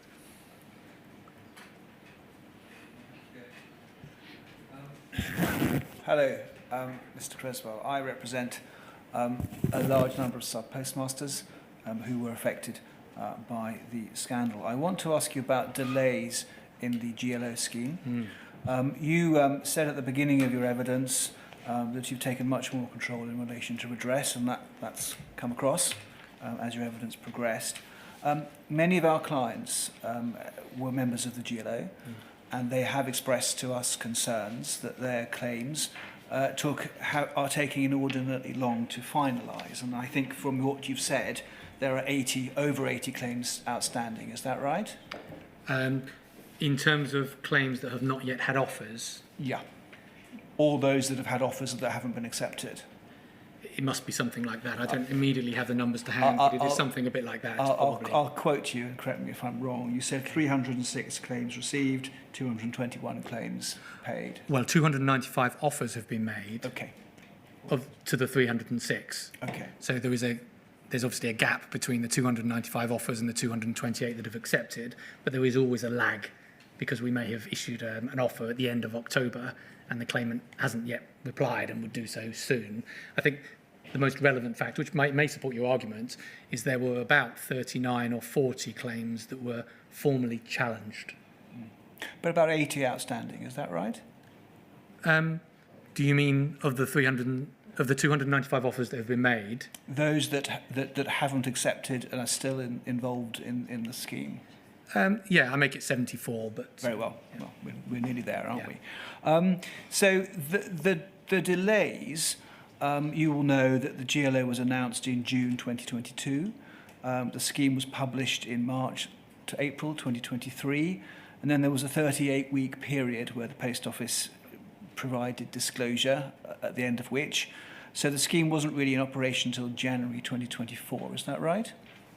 That sounds slightly later than I have in mind, actually, about when the GLO started running, because in January 24, that was when we launched the 75,000k fixed sum. And you'll remember from the earlier correspondence that we were discussing, this was during Kevin Hollinrake's evidence, we were discussing the scrutiny threshold it must have been about the September of 2022. So the scheme must have been, at that point. Do you remember I was saying in my correspondence that we were handling cases every week? So it must be earlier than the time that you are saying to me. Well, the point I make is that it only really got going after the disclosure exercise had been concluded, because that was the point at which it was possible to instruct accountants to deal with the disclosure and assess the losses. I mean, there were steps along the way, such as the 19.5 interim payments, 19.5 million interim payments that we got out early on. But in terms of the part of the process in which you are most interested, that had to be later on, and disclosure did take which is a while. Yes, and I'm talking about the ability to instruct a forensic accountant. Understood. And you're aware, no doubt, that the scheme is beset with delays at the moment, because the current problem, I think it's been alluded to, is that there are only a limited pool of forensic accountants, and so there's a bit of a bottleneck because they're all dealing with a number of claims. And the inquiry has had very sad news on a number of occasions, including today, that court participants have died before receiving full compensation. Do you agree that it's imperative that the department does everything possible to address continuing delays in this scheme? I do agree with that. I do. And it's very regrettable that people have died without full compensation. I completely agree with you. Paragraph 81 of your statement, you say that the department has made further interim payments to GLO postmasters suffering hardship. We have.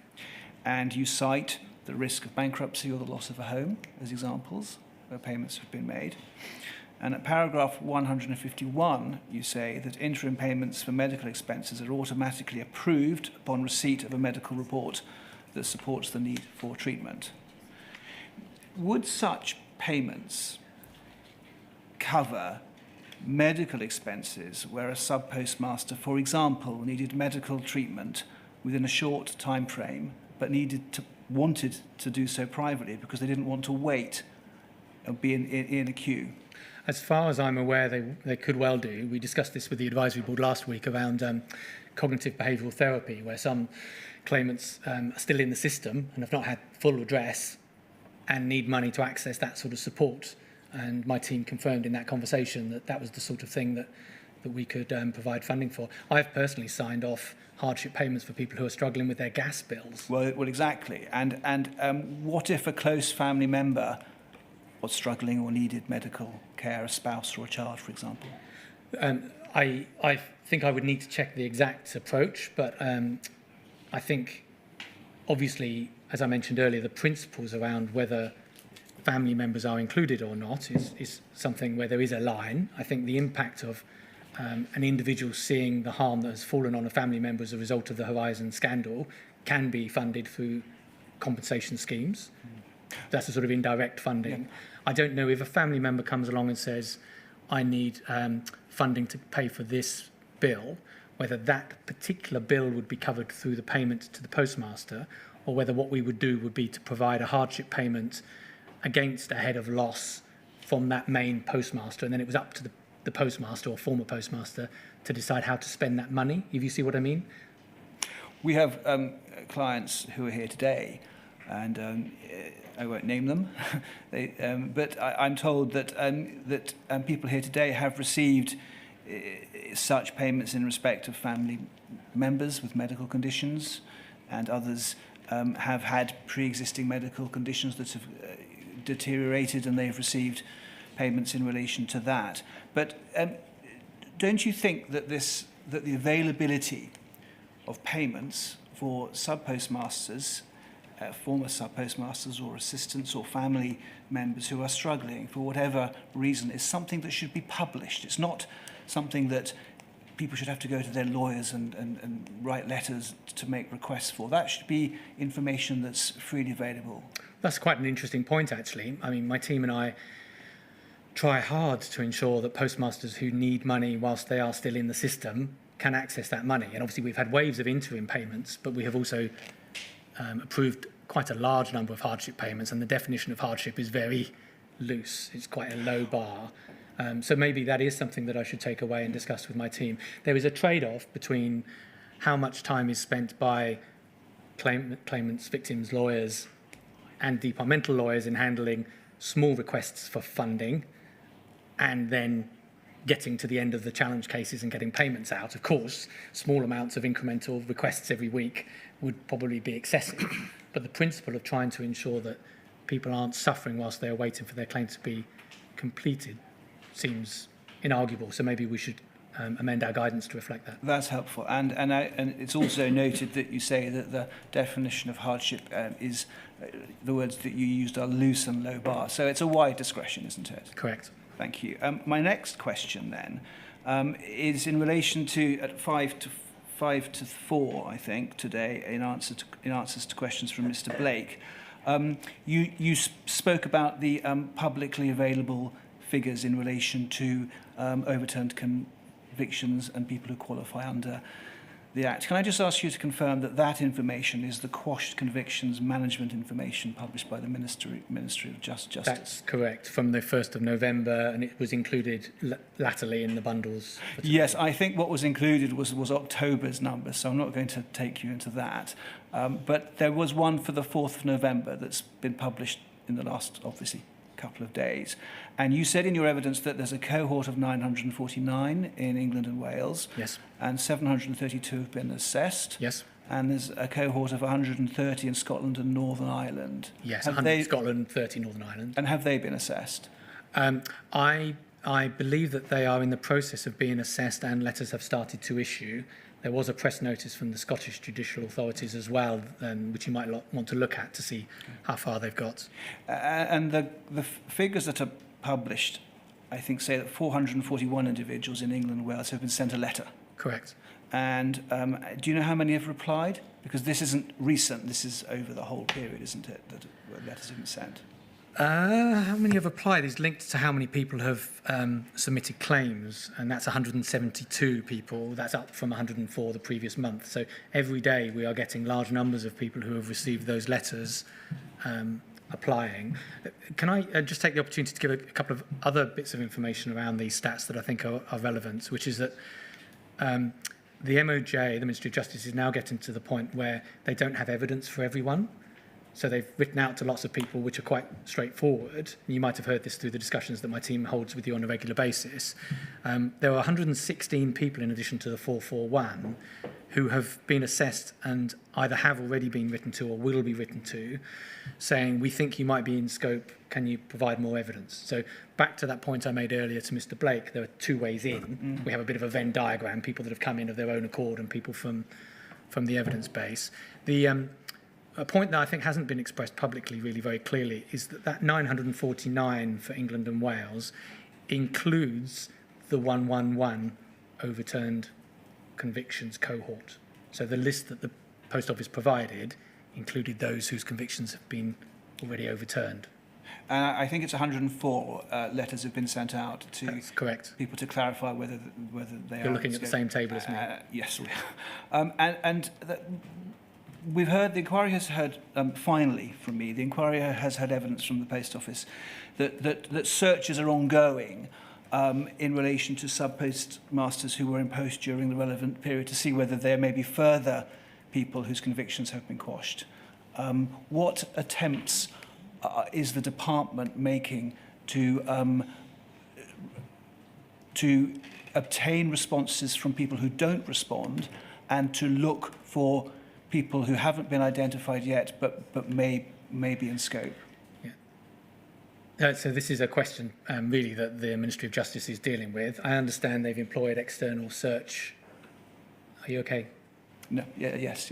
Please continue. I understand that the department, the Ministry of Justice, has recruited some external search experts who are searching for people. I have also passed on to them the offer that I think you may have raised previously about the NFSP saying that they could perhaps help, and I've passed that on to the Ministry of Justice.